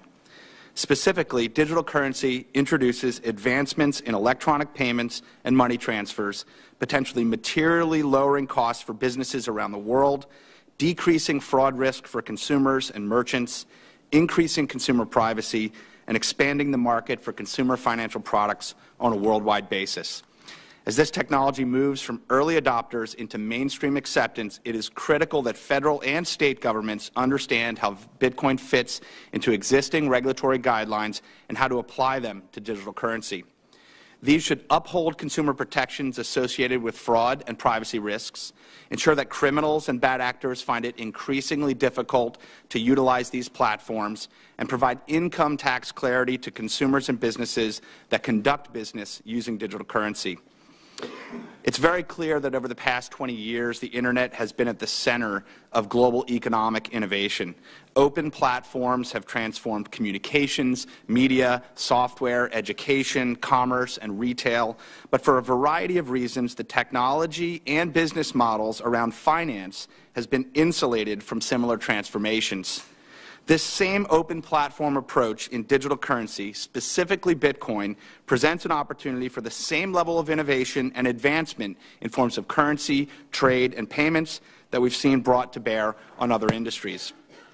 I don't think there's much debate that we need to see innovation and transformation in banking and finance, not just reform and remediation. Specifically, our payment systems are inefficient and very much built upon systems and processes that predate the Internet.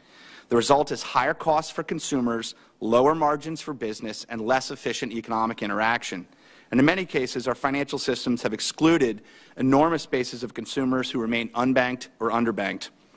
The combination of ubiquitous, Internet-connected mobile devices and digital currency presents a tremendous opportunity to expand access to financial services on a worldwide basis.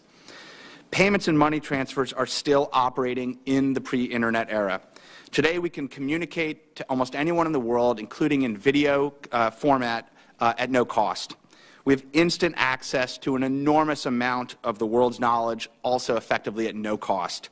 We have instant access to more media than we ever imagined was possible, again, almost at no cost. Yet to send money between friends and family, whether across the table or across the planet, takes days and costs a significant amount in transaction fees. To accept payments, merchants must bear significant fraud risk. Consumer privacy is often threatened, and likewise it takes days for a merchant to actually receive money from an electronic payment, not to mention the widely perceived high costs of transaction fees. So what are we at Circle specifically doing about this? At Circle, we're building online services for consumers and businesses to be able to easily use digital currency, and specifically Bitcoin. For consumers, we intend to enable them to easily purchase, store, send, receive, and make payments using Bitcoin. And for businesses, we're providing tools to help them easily accept digital currency payments. We're fully committed to complying with all applicable laws and regulations and establishing comprehensive risk management protocols. We've registered with FinCEN as a money transmitter and are actively seeking appropriate licenses from U.S. state financial authorities. We're developing our platforms to provide very high levels of security for our users and employing industry-leading approaches to customer identity verification, fraud remediation, and anti-money laundering, designed in partnership with leading regulatory advisors and experts. I want to talk for a minute, though, about some of the risks inherent in digital currency platforms such as Bitcoin. First of all, as has been made amply clear from earlier testimony, I want to emphasize that I believe that U.S. regulators and law enforcement are justifiably focused on the potential use of digital currencies to finance criminal activities, including terrorism. But in addition to FinCEN's guidance and the appropriate requirement that Bitcoin operators implement Bank Secrecy Act provisions, it is also a risk if the government doesn't support innovative companies gaining access to U.S. banking institutions, which will drive companies offshore and overseas. Another risk is that businesses' adoption of digital currency will be hampered without clarification from the IRS on income generated from sales denominated in digital currency, and such guidance is also needed to thwart potential tax evaders. Without clear guidance on consumer protections required of Bitcoin operators, consumers and businesses could be defrauded through inadequate systems and risk management procedures around customer funds. Another risk is that the United States falls behind in this critical emerging economic innovation. Regulatory uncertainty could hold back American companies from participating in driving digital currency innovation. Indeed, today, a Bitcoin exchange in China has become the largest single trading exchange in the world, followed by exchanges in Japan and Europe. We need to uphold and support our incredible history in America of supporting technical innovation and entrepreneurship.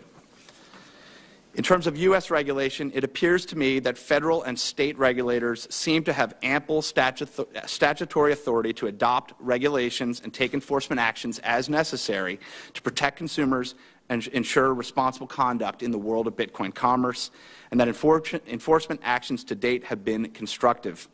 We stand ready to assist them in their ongoing efforts to adapt their regulatory tools to new digital currency. I believe we're at the forefront of another 20-year journey of Internet-led transformation, this time in our global financial systems, and there's a real opportunity to foster that economic change while simultaneously putting in place the safeguards that only government can enable. Mr. Chairman, that concludes my prepared testimony. I'd be happy to answer any further questions. Thank you, sir. That was a very, very helpful testimony. Thanks. Mr. Brito, please proceed. Welcome. We're delighted that you're here. Mr. Chairman, thank you for having me here today. We're here today to discuss virtual currencies in general, but it is Bitcoin in particular that has so many interested in this topic. But online virtual currencies are nothing new. They have existed for decades, from World of Warcraft Gold to Facebook credits to e-gold. And neither are online payment systems new. PayPal, Visa, Western Union Pay, these are all examples. So what is it about Bitcoin and similar cryptographic currencies that make them unique? Whatever one may think about Bitcoin's prospects for enduring value, it is safe to say that it is a remarkable technical achievement. Bitcoin is the world's first completely decentralized digital currency, and it's the decentralized part of that sentence that is really unique.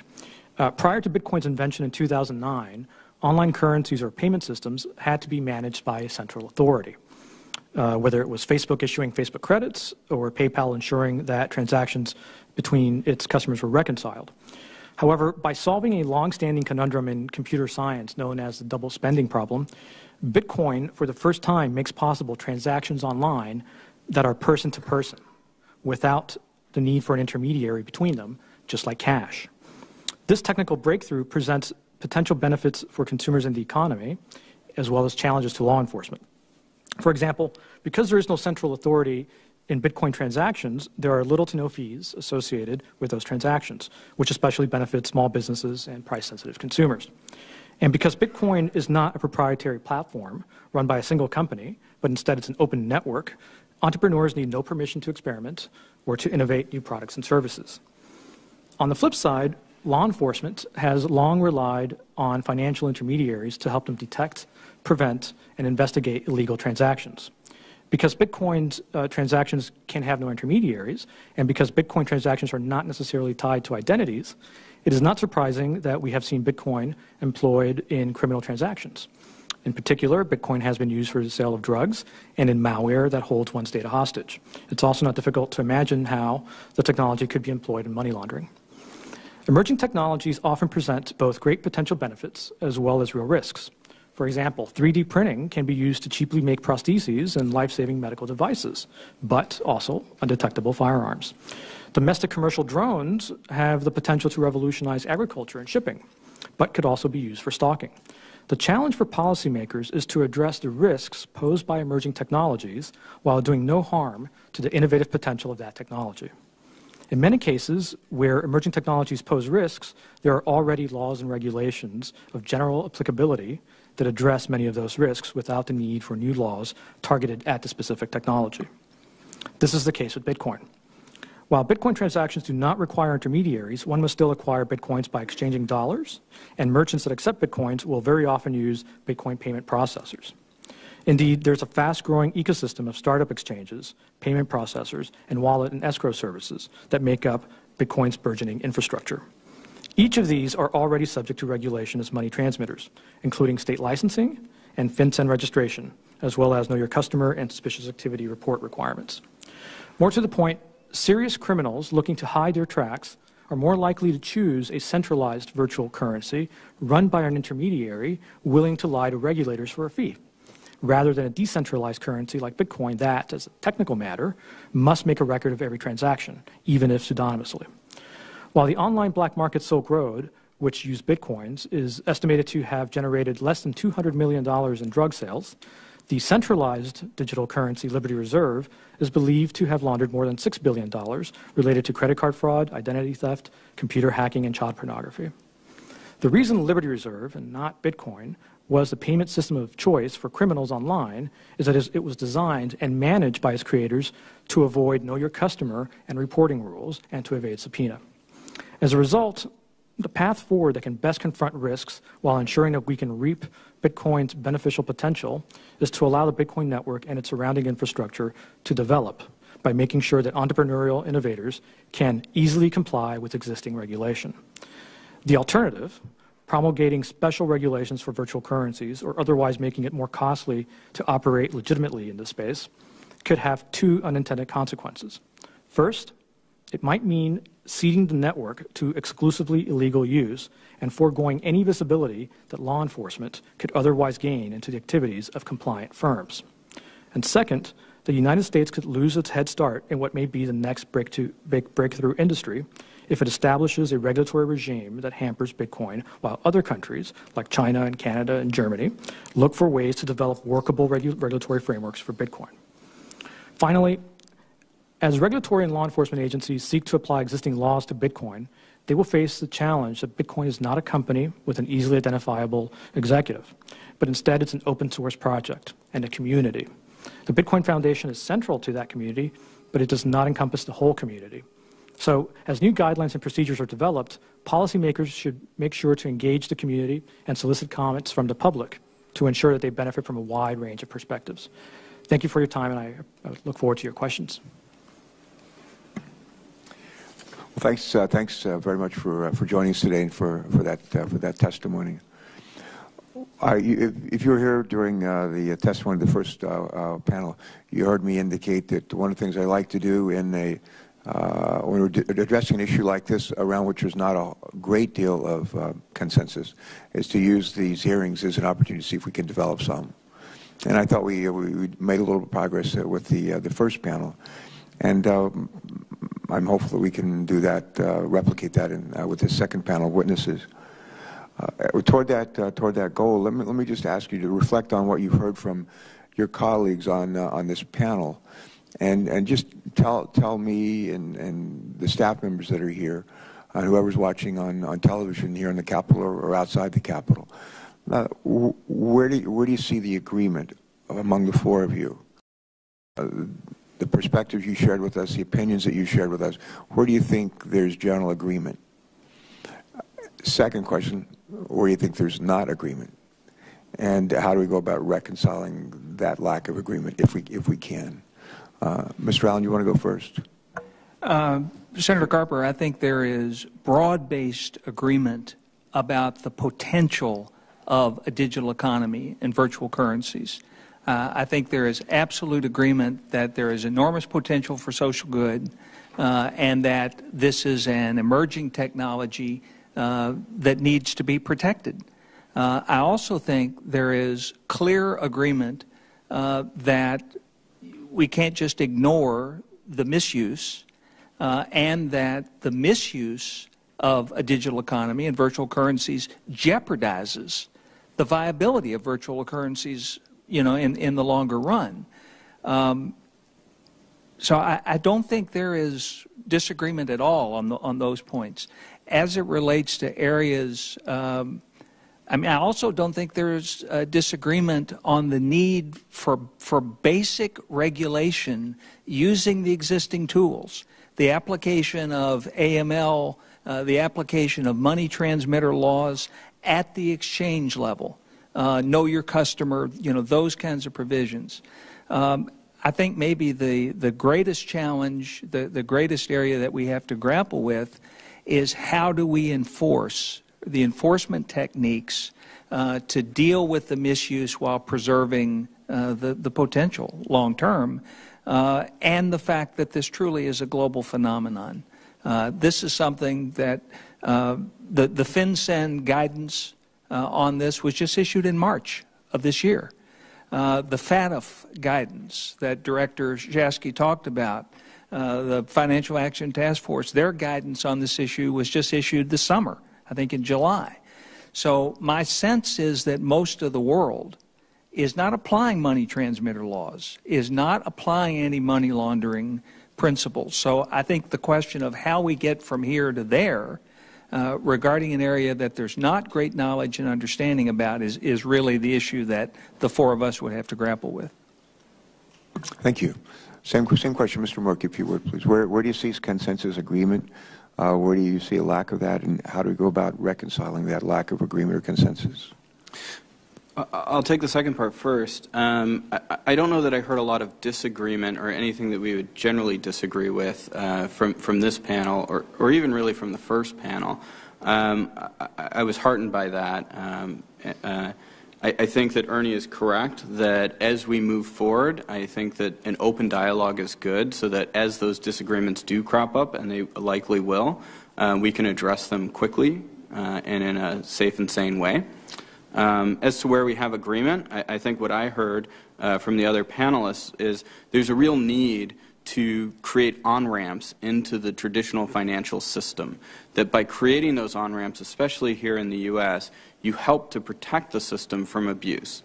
The biggest obstacle to that happening today is not from regulation or from law enforcement, it's from the ability of businesses in the space to get bank accounts and to get integrated into the banking system. There is currently a chill in the banking system and in the banking industry that is preventing businesses from getting just simple, even simple checking accounts. There are stories that if you have the word Bitcoin anywhere in your name or your documentations, you will immediately be, your application will be immediately placed in the circular file, as it will.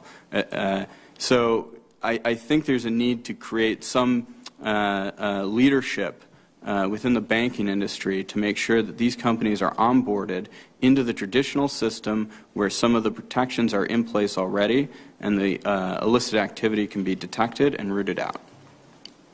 Good. Thank you. Mr. Allaire.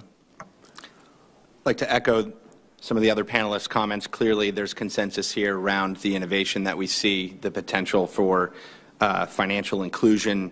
I think there's consensus that many of the regulatory frameworks and tools are sufficient and being applied appropriately. I think there's consensus that the open nature of this technology, its development, its use, and its oversight is a very positive framework. I do think that there is some tension around the question of the balance between anonymity and privacy, and whether there are new laws that are required to end the possibility of anonymity on the Internet or to address that in some way. I think, as I stated in my comments, we are very focused within our business on having very deep levels of identity verification, and so we view that as critical. But others within the digital currency world, particularly within geographies that don't have the same kinds of regulatory regimes, may not. And are there other things that we need to be thinking about, other tools that we need to be thinking about for law enforcement that can address some of those issues? So I think that that arena needs additional and careful consideration. All right, thank you. Mr. Rito. So I think there certainly is broad consensus among the panel up here, and I was very heartened to hear the first panel's message, and I think we have a lot of consensus. I'll pick two issues just to give you an answer. First, where is there agreement? I was very interested in listening to the gentleman from the Secret Service who said that, in fact, it is centralized currencies that pose the greatest risk as far as money laundering and other illicit uses, and that decentralized currencies like Bitcoin, because of their nature, were not a greater risk. I think that was a great point of agreement there. To pick a point of disagreement, Ms. Shasky sort of took issue with the idea that U.S. businesses might move overseas seeking a better regulatory environment. And I think what her suggestion was that if somebody leaves the U.S. seeking lax regulatory treatment, they're going to find that eventually it's going to catch up with them. And I think the danger is not that somebody who's trying to facilitate an illicit business is going to leave the U.S. The danger is that real hardworking entrepreneurs who are looking to comply just don't find a regulatory environment that is amenable here. That's something that we don't want to allow us to stretch for too much time. Okay, thank you. I want to go back to Mr. Allen. I think you mentioned the guidance issued earlier this year by FinCEN. And I'm not going to ask this. I'm going to probably ask Mr. Allaire to lead off and respond to this question. But they issued their guidance earlier this year, I think back in the spring, and they stated that virtual currency exchanges and administrators would need to register as money service businesses and apply for money transmitter licenses in the 48 states that require such licenses. I want to ask you just to focus on this with me for a little bit, and I'm going to ask you each of you again. Some of you already alluded to this guidance and given it some thought, but I just want you to give me just again your thoughts on this guidance from FinCEN. Do you believe that the approach is a good fit for virtual currency exchanges or other virtual currency related businesses? And Mr. Allaire, I'm told that your company has registered with FinCEN and has applied for money transmitter licenses in a couple of states. And so you could maybe, if you would, just offer the first response. Sure. I think a business that is going to handle consumer funds, store and manage those, and is going to interact with the banking system should be compliant with the rules that have been set forth through the Bank Secrecy Act to protect consumers and ensure that bad actors are not able to operate. So I think, in general, we very much think that these are appropriate guidelines, and I think the digital currency business is, from an entrepreneurial perspective, may be different than other prior internet businesses. Two guys can build a photo sharing app and put it up on the web and get 1 billion users. I don't think it's appropriate that two guys should be able to build a financial services business and operate that without a sufficient investment to protect consumers and protect society. And so I do believe that the bar needs to be higher for financial services businesses in the United States, and that it is not realistic, which I think some in the entrepreneurial community would like to see regulation which doesn't require that level of compliance. I don't think that's realistic. When I founded the company and sought capital to build this company, we understood that the bar was higher, and we raised sufficient capital to be able to launch our product and service in a compliant manner and hire the professionals and staff and put in place the systems and protections that were critical. So we think it's appropriate. There are challenges with how money transmission licenses are granted in the U.S., the broad number of states, the divergent approaches that each state might take, and I do think that creates cost and complexity and could be argued to be an unnecessary regulatory burden, but that is the system that we have, and that is the system that we are pursuing and operating within. Good, thanks. Others on same issue. Mr. Allen, you want to? Yes, just briefly, Senator Carper, I agree with Mr. Allaire totally. And what I think is most appropriate about the FinCEN guidance is that it is focused at the exchange level. It does not apply to users, only to those. It's an application of basic money transmitter law, and I think it is an appropriate use of the law, existing law, and I think it's a reasonable approach. I agree with him that one of the great challenges is creating consistency and uniformity because of our federal system and the fact that there could be 50 different approaches. But that's not unique to this issue. Okay, thank you. Mr. Merck, any thoughts, please? Yeah, the 50-state money transmitter license regime has come up. I do think that the states have an interest in protecting their consumers. At the same time, it is a bit burdensome, and it has slowed down progress in the U.S. I don't know what the answer to that question is. I know in the EU they have a system of reciprocity where they have a minimum threshold for each country, and if you attain a license in one country, you can passport it to other countries as well. Perhaps that's a framework that would work here, but that would be best left to the legislative branch. All right, thanks. Mr. Reeder, any thoughts? One small point regarding the FinCEN guidance. I think it's very clear as it applies to exchanges and to administrators of centralized virtual currencies. I think it's less clear when it applies to users, for example. If the guidance says that you are not required to register with FinCEN if you are acquiring, say, Bitcoin in order to buy goods or services. But let's say, for example, that my mother's from Spain, and recently I helped her send money back home, and it cost 5% of the total amount. What if I was buying Bitcoin simply to remit money overseas, as could be one of the great potential benefits to allow remittances to the third world and to other countries? That is not covered by the FinCEN guidance. So I think the guidance could use further explanation, and I think if FinCEN were to put any further clarification up to public comment, they would, I think, get all the wrinkles out. Okay, thanks. Let me come back to you, if I could, Mr. Allen.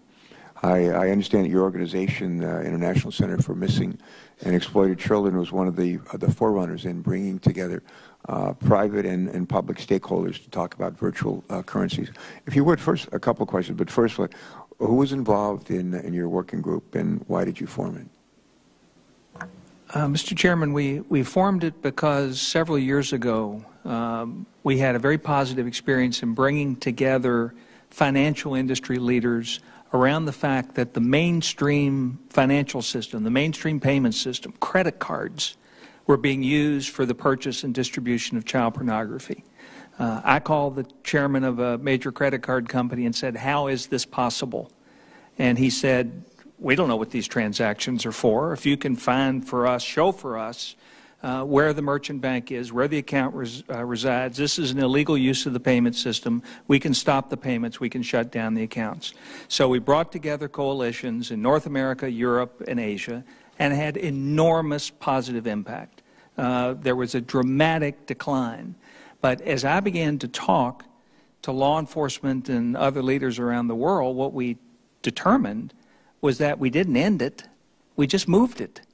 And we were seeing evidence of a migration of these kinds of illegal operations into this new economy. And so in an effort simply to try to understand it better and determine if it was a problem, to use that same model to bring leaders together, private sector leaders together, to try to develop shared common sense solutions, that's why we joined with Thomson Reuters to create this task force. And it includes the Bitcoin Foundation, it includes the Tor Project, it includes the Gates Foundation and the Brookings Institution, the Cato Institute, Vital Voices, a human rights group. It includes multiple law enforcement groups and representatives. The intent was to bring people together, better understand the problem, and search for common ground. And so that's been our process. Mm-hmm.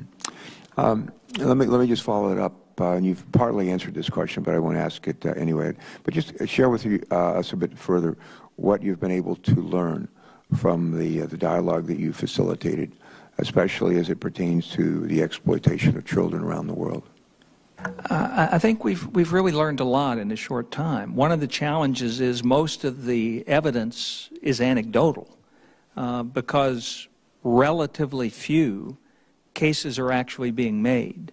As we've talked to law enforcement, I talked about that earlier in terms of the absence of investigative techniques to probe these kinds of things. But I think we have learned that there is broad-based interest in searching for and finding reasonable solutions that work. We have learned, I think, as was pointed out earlier, that the digital economy is far broader than Bitcoin. So the issues we're focusing on are not just Bitcoin, but, for example, there are 22 million users today of Russia's web money.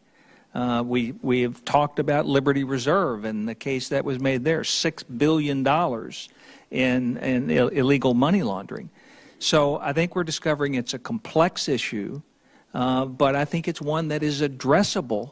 And I think the most encouraging thing to me is I now believe it's addressable using many of the tools and laws that we already have in place.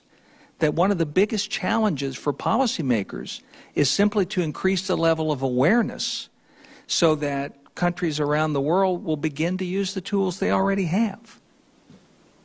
Well, that in part is the reason we're having this hearing. Oh, good. I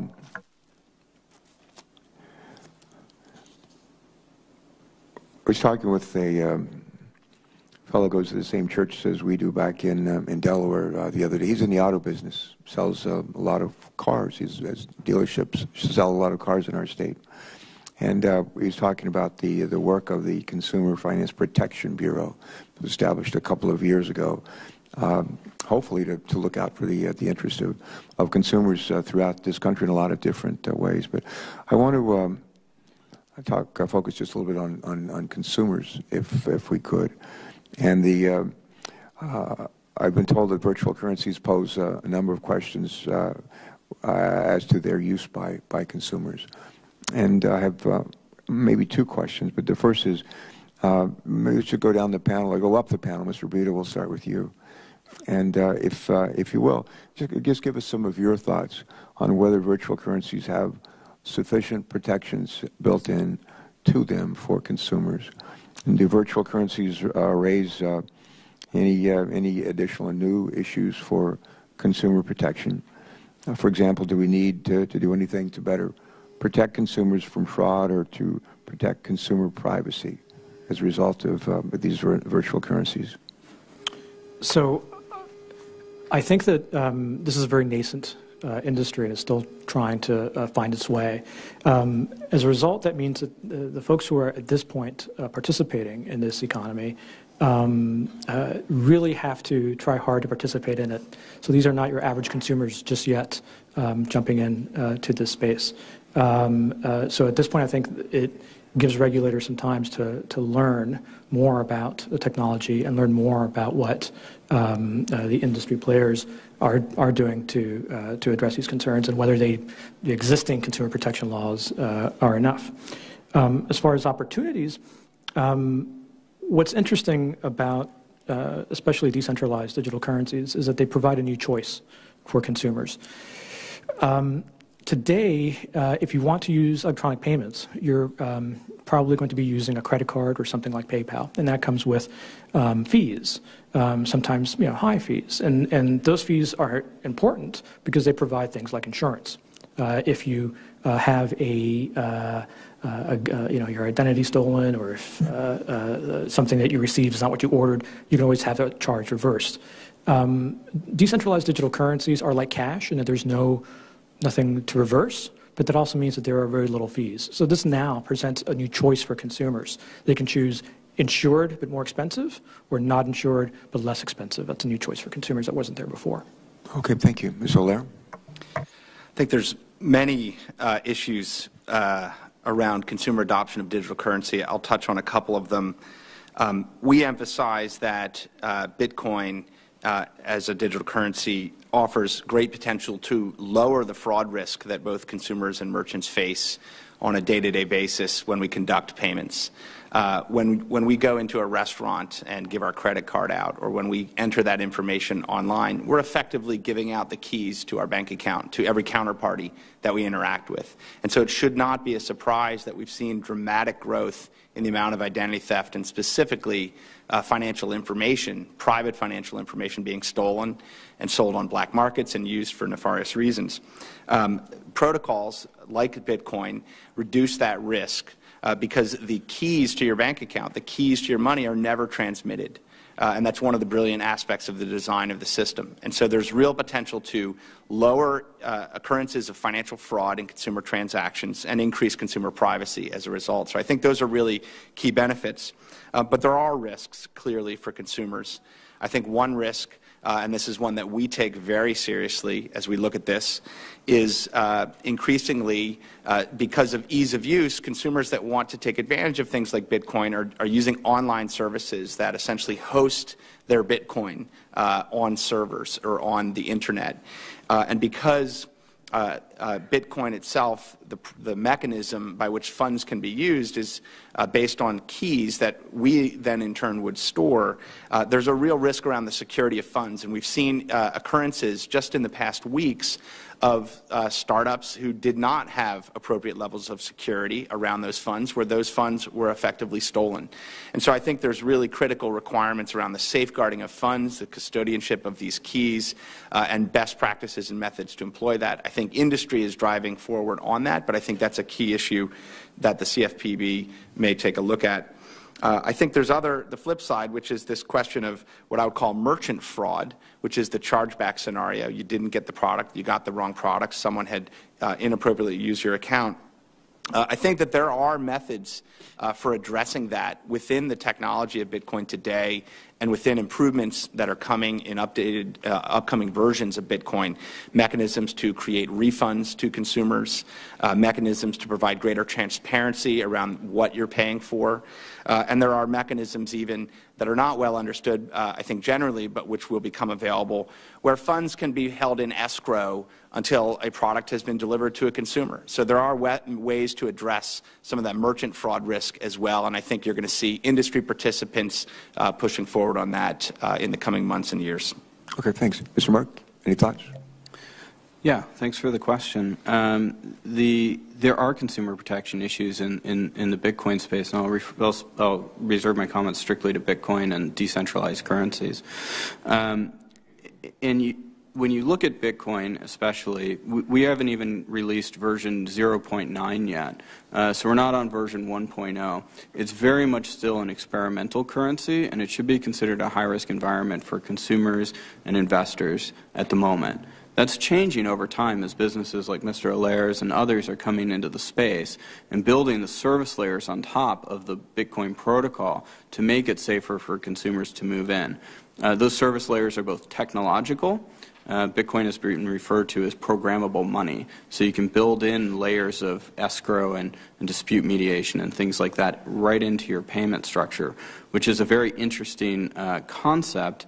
As most of the laws that exist for consumer protection in the payment space were built around traditional methods where those weren't possible. So potentially you don't need as much regulation on the consumer side in the long term to the midterm as this system grows up. In the short term, consumers should be aware that this is a high-risk environment and that potentially it's not quite ready for mass consumer adoption today. That time is coming, but it's not here yet. Thank you. Mr. Allen. The other panelists are the experts, so I don't think I have much to add other than to say one of the groups we met with on this were central bankers and financial industry leaders, and they clearly view, as I think the other panelists do, virtual currencies as akin to cash. So there is no FDIC. There is that not that level of protection. So I think it has to be viewed as high risk, and I think the points that the other panelists made about the fact that consumer protections are part of a work in progress, but certainly something that we need to be very much aware of. Okay. In anticipation of this hearing, I was asking the members of our staff, I said, tell me a little bit, where did Bitcoin come from? Who was the creator? Who are the creators? And I'm told that the protocol was developed either by maybe a programmer or by a group of programmers that go by the name, I think it's Satoshi Nakamoto. Is that correct? Okay. And with all the money and attention that's been given to Bitcoin, it just seems strange to me that either this individual or this group would choose to remain anonymous. What do we know about this person? What do we know about this group? Does it matter that his or her or their identity remains a mystery? Mr. Bader, do you want to? Who wants to go first? Mr. Merck, you want to go first? Go ahead. I'll go ahead and field that one for everybody. Satoshi Nakamoto is the pseudonym for the creator or creators, he, she, they, who developed the Bitcoin protocol and released the original white paper, the spec for the Bitcoin protocol into the world, in addition to the original code base that was then open sourced to the entire community. This person or group of people has since left the scene, as it were. At least, if not more than half of the code base from that original code has already been rewritten. While I think everybody is grateful for that incredible contribution, at this moment in time, who Satoshi is largely irrelevant to the story of Bitcoin going forward. And I think that was intentional, and possibly why a pseudonym was chosen in the first place. All right. Anybody want to add to that, please? Rito? I just want to address, it is a little strange that Bitcoin, we don't know who the creator is. And so that often conjures up the idea that there's some risk here that we have not. You don't think it was Al Gore, do you? You know, he's never denied it. But I think the key thing to emphasize is that Bitcoin, especially the code base, is open source. That means it is completely open and audible and available to anybody to look at. And in fact, many very smart programmers and cryptographers have looked at it and have given it their seal of approval. And as Mr. Merck said, more than half of the code base has been written by others than Satoshi at this point. So, I'm pretty confident that the software is what it says on the tin. All right, we're just about to start voting over in the Capitol. So I think we'll wrap it up by. I just want to say, I love to quote Albert Einstein. Not all my colleagues do, but he said some just really memorable things. One of the things he says: "In adversity lies opportunity." Think about it. In adversity lies opportunity. God knows there's plenty of adversity with respect to these virtual currencies that we've talked about. It's not just potential. It's not just possible. It's real. And we need to be not just mindful of that, but vigilant to make sure that we contain it and eliminate it where we can. I understand. I only know one quote from that's attributed to Mrs. Einstein, and I find it sort of relates to my efforts to try to get my head around this whole issue of virtual currencies and Bitcoin.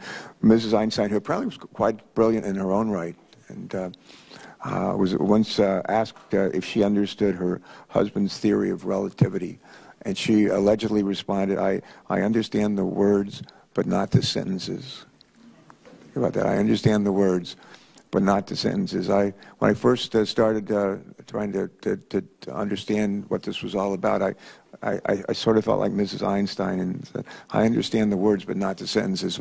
With the help of our first panel and all of you on the second panel, and with the help of my staff and a lot of other folks that have come by to brief us, I'm starting to understand more than just the words, but a few of the sentences too. And that's really why we wanted to hold this hearing today, to better understand what's going on here, the pitfalls that come from this technology, but also the potential value to our society, to consumers, and to businesses. And I said earlier, I thought the first panel, I thought they gave us a lot of thought-provoking information. I thought they were very thoughtful, and but it's also encouraging. It was encouraging, and I find that that's been true here with this panel as well. So for that, we thank you, and on behalf of my colleagues who are not here, who are flying in from all over the country right now in order to make this 5:30 vote, I thank you. They don't know I'm thanking you, but I'll thank you in their absence. Someday they'll thank me for thanking you, I hope. But we have a bit of a shared responsibility here in trying to figure out how to make this work so that we minimize the bad that can flow from it and maximize the good. With that, I think we'll wrap it up here. And I'm going to just to note that the hearing record will remain open for 15 days. That's until December 3rd at 5 p.m. for the submission of statements and questions for the record. I suspect we'll have a few, may have a few from me. If you receive those questions, I would just ask that you respond to them promptly. Again, to our staff, especially John Collins, who first brought this to me months ago. I want to thank our staffs, both majority and minority staff, and for you and for our first panel for joining us today and for the work that you've done in helping to enlighten us a bit on this subject. With that, we're adjourned, and thank you so much.